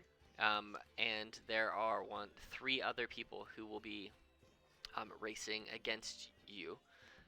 So I'm gonna roll initiative for them, and I want you to roll me initiative as well. Who's going first? Oh, Do you wait, want I to, or guess- should I? You can Did just I, roll. Well, yeah, we'll just have you go first. do I get an extra rage at level 3? Yeah, Because you it should. has 3 bosses. Yep, then you Okay, should. I thought I only had 2 still. Great. Okay, so never mind. I'm gonna rage because then I. So Wait, okay, yeah. So we'll wait until since you guys have to go on 2 separate competitions to get out there. So we'll have Carrie go first, and she's out there, then you can hop in after that. Yeah. So Okay. I'm very quietly going to cast guidance on myself. so we're gonna get the orc, human, goblin. So it's gonna be And huge. Bardic is Bardic 1d6 or 1d4? 6. 1d6. Okay. And you have advantage with it. Ooh. Meaning the d6 is with advantage, not the roll. And Okay. then what is your initiative? Oh, I'm rolling initiative. Sorry. Oh, you're good. Did not hear that. 17. Cool. So you're actually gonna get to go first, and Oh. then a human, a goblin, and an orc. So the thing is 75 feet away. Okay. So basically, if you pass checks, you can get there in 2 rounds. But they also I have. do have Longstrider on. No, you could get there in 1 That gives round. me, what? Yeah, 80 feet, so. Yep. All right, cool. So you're first. So go ahead, and if you're trying to, are you trying to move the full 80 feet in 1 round? Yeah. All why right. not? So go ahead, and as you move 80 feet, go ahead and make me a DC 13 athletics check. Okay. This is so stupid. Oh, not bad. You get right there. So you can get there, and it takes a full action to pull it out. So that'll be on your next turn. So I'm gonna say that you're Okay. there. So check mark. So this human and this goblin and this orc are all going to swim 60 feet. And they're just gonna get straight up no bonuses to their stuff because they're not strong. So we're just gonna do 3d20s in the order of human, goblin, orc. Human, goblin, orc. So the first 2 get pushed back 15 feet, so they are a total of 45 feet. 45. The last one makes it, and they are 60 feet, so they are 15 feet away from you. It is your turn, and you can use an action to just go ahead and pull the spear right out. It doesn't take any additional strength or anything to. That is what I shall do. And Just then yank you it. and then you have your movement still, so you can swim 40 feet back if you Okay. want. I would like to do that. Another con? No, you can just, because you're not swimming against it and you're only using your right. movement. Yeah, you're not double moving. So basically, Okay. you swim 40 feet back. So you're halfway back at this point, which means you're trying to swim past all of them. But you swim right past Oh, the orc. no. Yeah, you swam Okay. right past the orc. Just, whew, just Okay. dusted past him. So the human and the goblin, who were right beside each other, they're both. So the human's going to try and rip it from your hands first. So it has to Okay. make a strength check equal to DC 10 plus, what is your strength modifier? 0. So it has to make a DC strength of 10. So this orc is just a straight roll for him because it's got a 0. So 2. So he goes to rip it out of your hands, and it's just not about it. You can't do it. So you like yank it back. The goblin is gonna go ahead and try to rip it out of your hands as well. Same thing, 10. The goblin, you're just holding on to this thing, holding on to it, and it is the orc's turn. Who it was 60 feet, and you went back 40 feet. So it basically you're at what 35 feet. It's 60, so it can get back 25 feet. Yeah, it can get back to you. So it's gonna use this movement to swim back to you, and the orc is going to attempt to rip this thing from your hands. Oh my god. Wow. Just you are just holding on to this thing between these three people who are all at the same time trying to rip this thing from you. I mean, you have your. You can get back on your turn now. Okay. I think for flavor, I see them coming, you know, and making grabby hands, and since I can hold my breath, I just like sink to as close to the bottom as I can. Okay. Just As so you that sink they're, from like, the trying to bottom, find me. what is your passive perception? My passive perception is 16. You notice two reef sharks. Oh. Two striped Iphalon reef sharks are swimming very hurriedly in your direction. Oh. All right. I will say hello. They do not look friendly. They look like you just chummed the water by ripping the spear out of the rock as you start to Cool. sink down. I mean, you can make it back to the guy. It's your turn Yeah. now, so you can make it back Okay. to the dock if you wish. I do, and I'm gonna yell, "Watch out for the sharks!" as I start. And they're just punching each other in the water. And then you see the sharks jump up and start like headbutting and trying to bite at these three, and they start fighting sharks, and then everyone disappears underwater. And you see some, Oh. you see some blood. Oh no. Yeah. I'm watching this whole thing and I'm getting like super scared at this whole thing. And as you get back up there, he grabs the spear from you, declares you the winner, and goes, "Huh? Looks like somebody chummed the water. Ha ha ha ha ha! Who's next?" Oh. Is that And then he is that a thing that usually happens? "It's the river full of sharks. What do you think's gonna happen? Yeah, you swim in their home, you get eaten. Don't swim in their home if you don't want it eaten." And he snaps his fingers, and the spear disappears from his hand and reappears in the rock. But he hands you this. He presents to you this little medal, which looks like a conch. And when you use it, you can gain a swimming speed for 1 hour. And then it just becomes a conch on Oh wow. a string.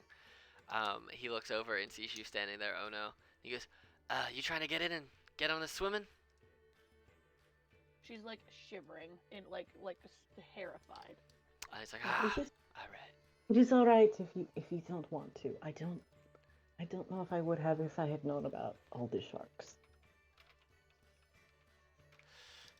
So, I mean, you don't have to participate in it if you don't want to. Nobody else seems... Now they see the sharks eating people, they're just kind of like, They're kind of weary.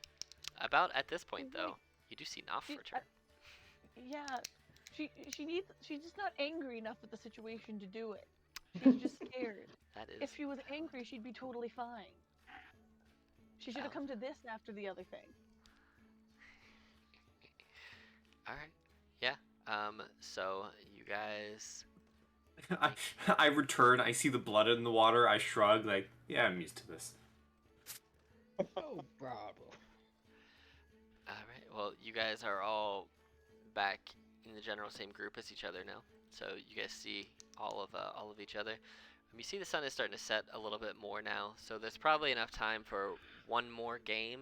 You do see people starting to make their way kind of eastward in the city, and you hear them talking about the best place to go watch the sunset, or the beginnings of the sunset. So there's probably enough time for one more game if you guys wish, or you can just go right to where the crowd is kind of starting to slowly meander. It's up to you. I heard people talk of a team game. Would you like to try something, Nav?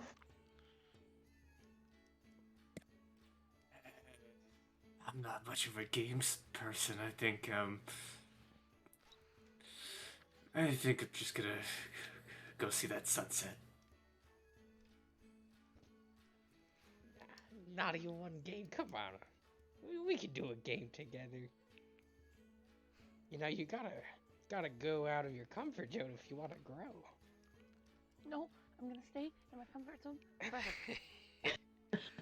Pops into shell. Yeah.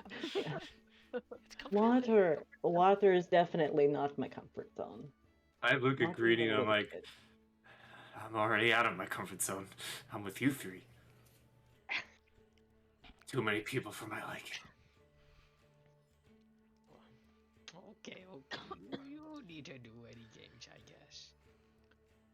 Well, Greenie, apparently we are not wanted here. I mean, I'd be down to do a team game. That sounds sort of fun. Let's go. Me and where's the sunset thing? Me and Ted / Tendon. We'll go there. All right, so you guys are making your way. Tendon. Is the team game only 2 people, or is it minimum 2 people? Let me double check. We explained all. It is a team of 2 is required. I think it's just 2. Yeah, it's Then just 2. I'm gonna follow him down to the water. Okay, cool. So Do you not want to come and watch? That last one really scared me. I don't know what this accent is. I don't know what's going on. Yeah, did you go Irish? You went Irish. This When I'm scared, I go Irish. Apparently. Toity. host so scared. Give me Lucky Charms. It is. All right, so you guys make your way up here as you guys make your way slowly over here. All right, so the 2 of you make your way up to the eastern edge of the jumble.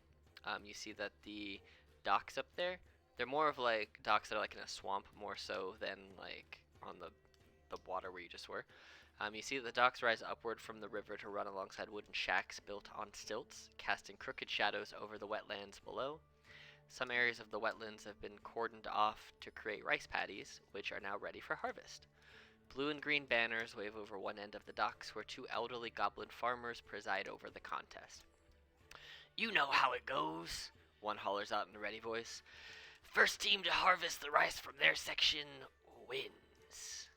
I'm Beetle, this is Zag. Harvest our rice for us, you youngins. There is no entry fee here. Well, I should hope not, since we're doing their work for This them. is a ripoff, man. What the hell is this? The rules are, however, you need to designate who is the cutter, the person that cuts the stalks down, and who is the gatherer, the person that gathers and prepares them for drying. So do they have to go into a bag or what? How does that work? So you'll get a strip, 20 foot long, 5 feet wide, that you'll have to harvest. And you'll basically just put everything at the end of your strip. You'll bundle it once you have it all acquired. Okay. So I just say very quietly to Greenie, I can just blow all the stalks to where they should go. I mean, yeah, that sounds great. So do you have can you cut them? They will, whoever is the designated cutter, it will be handed a sickle. Yes. I don't know how good I will be at it, but yes. I don't know how good I will be at it either. I mean, I don't think they'll complain since we are doing their work for them, yes. Yes, that's true. Mhm. All right, so as you guys determine who is taking on what role, you see there are 2 other teams competing. One of them has a imposing female orc and her rambunctious son, and then a pair of what look to be drow siblings who are both wearing broad-brimmed straw hats, and they're constantly just bickering with each other. So, you guys will get to make multiple. You basically have 4 5-foot squares in your strip, so you have to make 4 checks to clear it, and then spend 1 minute. Then you spend 4 more checks to gather and put it together. So basically what's going to happen is whoever's the cutter will make an athletics check, and then on a success you clear a 5-foot section of the patty, and once it has been cleared, the team's gatherer must spend a minute trying to gather and bundle the shorn rice, doing so with a sleight of hand check. So basically, it'll just take turns. Like, you'll do an athletics check, then you'll do a sleight of hand, and if you fail your sleight of hand, the next athletics check is at disadvantage as you get in the way of her trying to clear. So, Are we up against one team? 2. How many teams? 2 teams. Man, my plans always get ruined. So, whenever we are ready, I have Orc team and Drow team, and then your team. So I'll just go Orc team, Drow team, your team in that order. So, you each get assigned a strip. There's not much left to be harvested. It seems the day's labor has pretty much cleared the entirety of the farm. So, the Orc team, the female Orc, is going to go ahead and try and cut everything. It is a DC 11 athletics check to be successful. It really rolls a 5. So she's trying to hack, but her son is getting in the way. The Drow team is going to go ahead and try and hack and slash with, hey, they have a success. Cool. So they have 1 success on cutting, 0 successes on gathering so far. So now it's your guys, and then let me Guidance on you, Greenie. let me roll their sleight of hand check first to see how they do. They get a 12, so they just passed. Cool. So they have 2 passes right now. Cool. All right. So athletics check from you guys first to see how your cutting goes. DC 11. If I get another sickle, can I have like advantage on this check? Sure. Okay. I gave you guidance too. DC 11 athletics with advantage because you got double sickles. Yeah. DC. Here we go. There we go. Oh yeah. Yes. You hack right through it, no problem. You see Greenie getting to work with these 2 sickles. So give me a sleight of hand check. So And here's we'll my question. Yes. So here's my question. Would you say that the amount of rice that I'm needing to move is in the neighborhood of 5 pounds? No, it's more than that. It's more than that? Yeah, because Okay. basically it's wet, so you have to gather it, bundle it, and then like shake it off to dry it and put it up in the Okay. thing. So it's How much not do we care about this contest, Greenie? Well, I'm a pretty. You get a medal for pretty winning. competitive. Huh? Once Greedy gets into a competition, he's gonna try his damnedest to win. Okay. So you get Okay. a sleight of hand check for me. Oh, come on. DC Because 11. I could do gust of wind instead of gust, but okay, sleight of hand. Here I go. Guiding myself. So the guidance is on you now, no longer on Greenie. Oh Got it. shit! That's not gonna do it even with guidance. It's DC 11. Oh, is it 11? Okay, so I will. You roll need my... a 3. Yeah, I need a 3.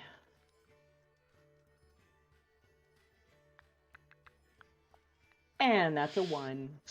So you see that Greenie is just hacking and slashing super Yeah. fast, and it's just hard to keep up. You Yeah. have the check done. You do eventually get it completed. It's just that you're in the way. So Greenie, your next check is just just standard, no advantage, because you're just trying not to hack and slash your teammates' legs open. Sure. Let me roll theirs first since they are up. So Orc, and they rolled a 20. Cool. So they get it, and then their sleight of hand is a 2. Great. So the next one's gonna be at disadvantage for them, but they have 1 completion each. Did they? Nope. And then the Drow are just arguing with each other. They're like, do this, do that, do it. Nope. They are just stopping and yelling at each other. So Greenie, go ahead and roll me a straight DC 11 athletics check. Cool. You even with even with Carrie in the way, you're just like, I got 2 sickles. I got nothing to worry about. I'm sorry. Go ahead and roll me another sleight of hand check. DC 11. I think I see how to do it now. And Yes, you I figured tried- out how to do it enough. Yep. So that's 2 passes. So you guys have to get 2 more successfully. You guys are currently in the lead. You're halfway done. So this orc is at disadvantage because their kid is not good. So it is for them. An 18, yeah, they get through that without a problem because they're so much bigger than their child. Let's see if their child can bundle. Their Aww. child cannot bundle, so it's still a disadvantage for them. Let's Are see. they close to us? Are they like next to us? Yeah, you guys are basically in the middle.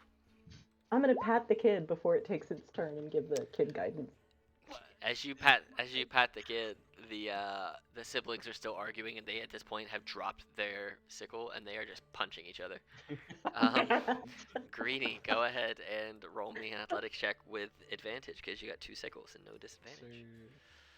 You just make it as it's Ooh. not so much that like you're getting tired, it's that you're caught off guard by the fact that Carrie seems to be caring about the child, and you see these siblings just beating the crap out of each other, so he's just like, what is going on?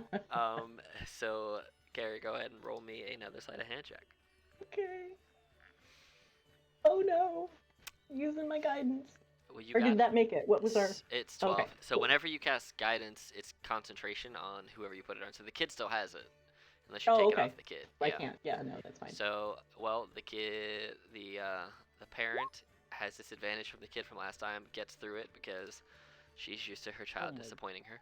She's carrying. She is straight up carrying the team. And they have guidance, so they still fail. The Aw. kid is just failing. So right now they have 3 successes. They're tied with you only because the mom is straight up carrying that team. Like literally, it's on her back. These guys finally got their crap together when they see they are losing, and they pulled up. So their patty is half clean. Greenie, go ahead and roll me an advantage. Come on, Greenie. You got it. You're starting to feel the pressure now as you see the orc and her child, the ogre and her child catching up. Go ahead and roll me that sleight of hand check. DC 11. No. Oh no. Oh Alright. no. Oh wait. I didn't use that bardic inspiration you gave me earlier. Nope, you Okay. didn't. You got it. Come on. You get to Come roll it with advantage because he's a creation bard. So it's a D6. You got it. Well, I got it. That's all you need. I got it. As you see, Yes. Greenie's like whooped. The first 2 times he's just double fists and sickles and just like tearing through it, and then he's getting more and more tired. And finally he's looking at you and you're like, okay, I gotta bundle this, gotta get it. And at the last second, just because I want to see how well these guys do. Yeah, right as you finish bundling and tossing it up, the kid lands right behind you just a couple of seconds after you just whoop, whoop, whoop. You Oh. just beat them. That mom was carrying that team. Dude, she was insane. She pulled it together and just worked for her kid too. So, whistle blows. You see that the other 2 eventually get their stuff done too. But the both of you will get a copper medal of the wetlands engraved with a sheaf of rice hung on a necklace woven of reeds. And this is what it does for Let me you. say this. So whenever you use it to trace the edge, difficult terrain does not cost you extra movement for 1 hour. Wow. I'm into it. So,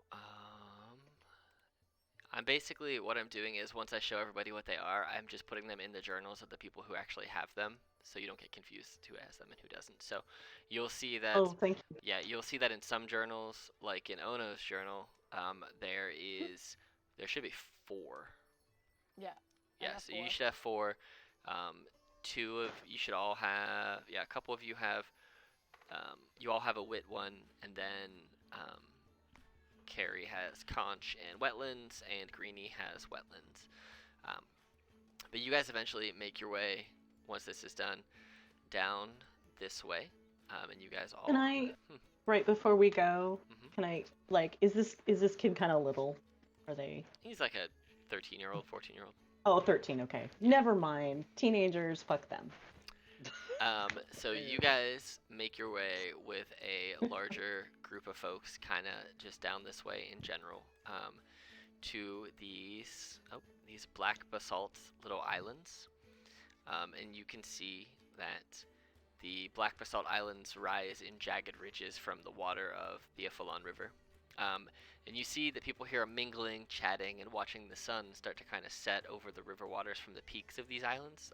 They're fairly tall, not like hundreds and hundreds of feet, but you can kind of clamber over onto them, and you can kind of look down way out into the river, and you see the water kind of setting, the sun setting over the. Let me make sure it's where I think it is here. Yeah, you guys can actually. Here, I'm gonna move you back here for 1 second so you can see where you're seeing. You guys are up here in Jigow, and you're watching. You're kind of looking out here, out into the ocean for just the sun setting. And you can see, well, the Emerald Gulch. You can see way out that the water itself is like sparkling with the purples and oranges and blues of the sunset. And you can see the mountains of the Ebonglass Massif over here, as well as the Penumbra Range, just kind of catching the perfect rays of sun as they just feel awe-inspiring as you're kind of just taking in and bringing the end of the festivities to a close for this day. And as you guys kind of watch that sunset happen, you hear basically like a town bell, that like a really, really large town bell start to ring back and forth. And as you listen a little bit further, you start to hear the sound of rhythmic drumming echoing through the town. And everyone seems to turn, and you hear people say, it's time, I think it's time. And everyone starts to make their way to the paddock, which is this area where you were with the horizon back tortoises. It's clear of tortoises at this point. They seem to have taken the tortoises back to their home or wherever it is that they live. And you see that in the middle of the road where the tortoises are, standing atop a platform of wooden crates, you see there is a large orc dressed in priestly attire, with other what you assume to be festival officials, and a large throng of revelers kind of surrounding him, and he's kind of walking up onto a little platform that kind of stands above them by a few feet. And you see that he stands atop a platform of crates, and he smiles out to the crowd and kind of waves, and you hear kind of this booming voice that says, "Mighty warriors, brilliant strategists, you have impressed us with your feats of strength, your incisive wit, and your sturdy bellies." And he looks down at Ono and points and gives her the finger guns. But the main event. I pop my head into my shell. But the main event, as you know, is yet to come. Only 2 teams will be chosen to compete in the final challenge, a race through the Emerald Grotto, in the depths of which the greatest prize awaits. And he goes on to explain that he himself, his name being Elder Ushru, and that the other elder, Kolbu Kaz, will choose 2 teams from among the festival's most successful contestants and invite them to engage in a race through a submerged grotto to reveal a jeweled icon that has symbolized the competitive spirit of Jigow for generations, the Emerald Eye. And he kind of looks around, and he gets handed a small chart that says who the winners of the games were, who was the most prolific.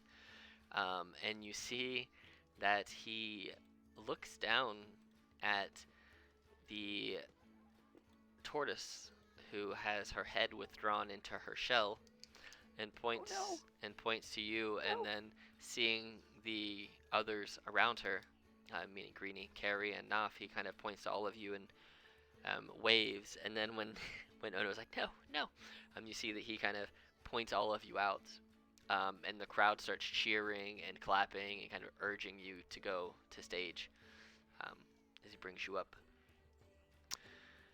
And then he looks around and he picks out some people that you recognize. And I will show you all of the... Where are they? Did I lose them again? Come a little bit back. I keep losing... Alright, here. Yep. So, you should now see all of the people that he brings up in your journal. He brings up the blue water ganassi looking female. He brings up this smaller, like goblinoid-looking person with the shape of a dodecahedron hanging around their chest, which you know is the shape of Luxon, brings up the person who was solving the riddles beside you very quickly, who didn't really say much to you. Then he brings up Shaggy, the pie eater loser, who lost right away, who does not smell great. Still looking not great from the pie. And then he also brings up Maggie, the orc who you battled in the arm wrestling competition and beat. And Maggie looks at you, kind of scowls at you, oh no. But he goes on to he goes on to explain that the winners of the race will receive 100 gold pieces and will be hailed as the city's champions of merit for the entirety of the next year. Brings all of you up. He says, well, we can begin in once the sun has completed setting, so let's all turn and enjoy the rest of this beautiful sunset together. And then we'll make our way to the grand finale. And with that, we will pick up the session next time with the grand finale of the festival. Quick Why question, was I'm I gonna invited forget to here? I'm gonna forget to ask next time. Will the long strider have worn off? It lasts for an hour. It does last for an hour. We'll say that it has not worn off yet. You probably have like half an hour of it left. Excellent.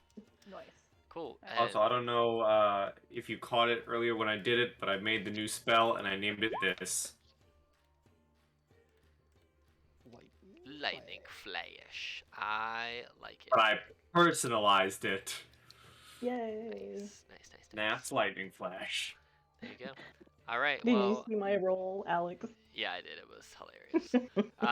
Well, with that, we will pick up in, I believe, 2 weeks from today. Let me make sure that's right before I lose We're my mind. finally in Netherdeep.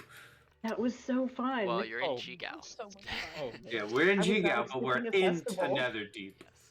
So we'll pick I up was in not 2 expecting weeks. a festival. We'll pick up in 2 weeks Yeah. from now when we'll finish out the Festival of Merit and see what happens with the grand finale as you race against this So- rival team.